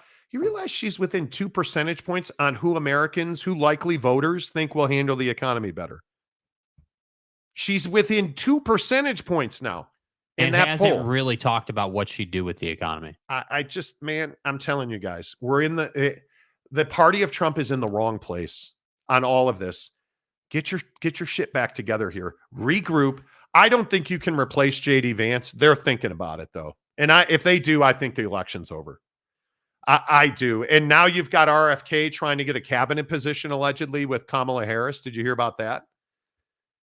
RFK asked Kamala Harris for a meeting to discuss a possible cabinet position, and he would drop out of the race and endorse her. We're just in a very weird time, man. I don't know how else to say it. Like, really, that is wild. Like, I am, yeah. And this is the Lopes fan, Gabe. That's a great point. You're trying to pick on a guy. Here's the problem with picking on Tim Walz's service for 24 years. You have a guy in JD Vance who was, he wrote press releases. That was his job, and he got out after 1 year. Donald Trump avoided the draft repeatedly over bone spurs. You're on the wrong side of it. And you're on the wrong side of women's rights. You're on the wrong side of Project 2025. You're on the wrong side of all this stuff. And what is all that party wants to talk about? And I do think, as far as social media is concerned, that whole thing the other day where he said that, you know, he's had the biggest crowds in the history of U.S. speeches. That particular one was that his crowd on January 6th was bigger than Martin Luther King's crowd for "I Have a Dream." What are you thinking? Yeah. This on the heels of your she turned black comment at the NABJ. Yeah, that's I'm personally not trying to hate on Donnie. It's not like that for me. But what I am saying is that I look at this and I say, you're not really giving me anywhere to go, Don. You're not giving me a way to say, yeah, you know what? You could do X, or you could do Y, or you could do Z. Why do you think he went to North Carolina? Does this not shock anybody that I think they have 16 electoral votes in North Carolina. Why do you think he was in North Carolina? Because he's worried about that state. You're talking about AI for her rally in Detroit when there's camera footage on the ground from people's iPhones of every different angle in that hangar. Why are you in North Carolina? You're in North Carolina because you won't stop talking about abortion and you won't stop talking about things that aren't real. That's why North Carolina is in play. That Arizona should never be in play for a Democrat, yet it now has consistently been. Which is insane. Pennsylvania, and having lived in Arizona, that to the idea that state is up for grabs is insane to me. I just don't understand it. And like immigration's something that Trump and Vance should be on, but they can't put forward evidence that Kamala Harris or the Democrats have ever talked about everybody in, like open borders. Like, it was amazing on the Elon X talk the other night. He routinely is going on about how Kamala Harris wants open borders, and yet was asked repeatedly in the comment section, okay, where's the evidence of that?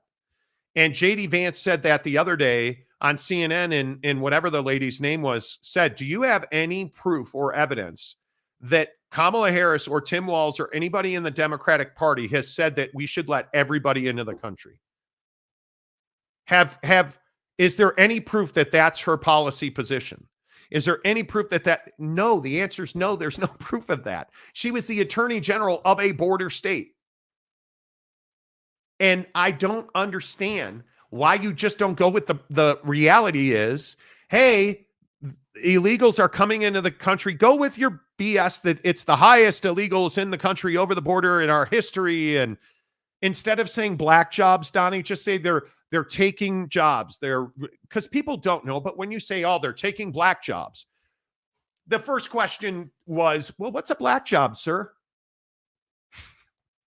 Just they're taking jobs. They're a drag on our resources, our law enforcement. But you can't do that, can you? Yeah, you can't. Instead, you got to lie about her saying she wants open borders and that there's an illegal immigrant crime wave and bus loads of people that are being let out of Central American jails and bust into the United States, because that's what Kamala Harris wants and has approved. What are you talking about? Ask your governor in Texas who keeps putting immigrants on buses and sending them to Kamala Harris's house. Like, how stupid, like, you realize these are human beings and you're just sending them all over the place. Talk about the issue. You don't have to make stuff up. That's the issue. That's why Trump is people losing. are doing more homework than they've ever done. Ugh. UW fan Jim, I'm not here for downplaying Vance's service. He is an ass, but he still served. You missed the point here. It's not that we're downplaying his service. He's saying, JD Vance, his whole message is Tim Walz quit the Guard so he didn't have to get deployed like I was. That's JD Vance's messaging. Nobody's downplaying what JD Vance did. The point is, he served 1 year, not in a forward position. He was a PR person, and he's attacking a guy who served 24 years in the Guard, retired long before the deployment came out. That's the conversation. This is exactly the point. Service is service. We should not be in the business of criticizing people who serve in the military. It is a massive sacrifice. So as a political position, attacking somebody who's got 24 years in is really dumb. It's really, really dumb. Really, really dumb. And I don't understand it. I really don't. I don't know what they're doing. I don't. Kim Coulter, if you like high food prices, high interest rates, and open borders, then it's all good. But again, okay, Kim, let's have the conversation. Yeah. Let's have an open, honest conversation. Why are food prices high? Show me the policy that Joe Biden has put out. Or show me fingerprints from Kamala Harris on policy that's been put out that has kept food prices high. No, go ahead. Or high interest rates. Show me where Joe Biden's policy has kept interest rates high and gas prices high. Oh, you want the truth about inflation. Was inflation an American problem? Sure. But was it a global problem? Yeah. Is America the only one that had incredible inflation? No, the entire globe had it. Inflation in our current scenario is almost 100% pandemic supply chain related. And now corporate greed. Yeah. Because there's no evidence to support that food cost is directly related to a Joe Biden policy. There's no evidence to support that gasoline prices being higher are directly related to Joe Biden. In fact, the cost of gasoline goes right back to the OPEC, the deal that Donald Trump made with OPEC to increase production.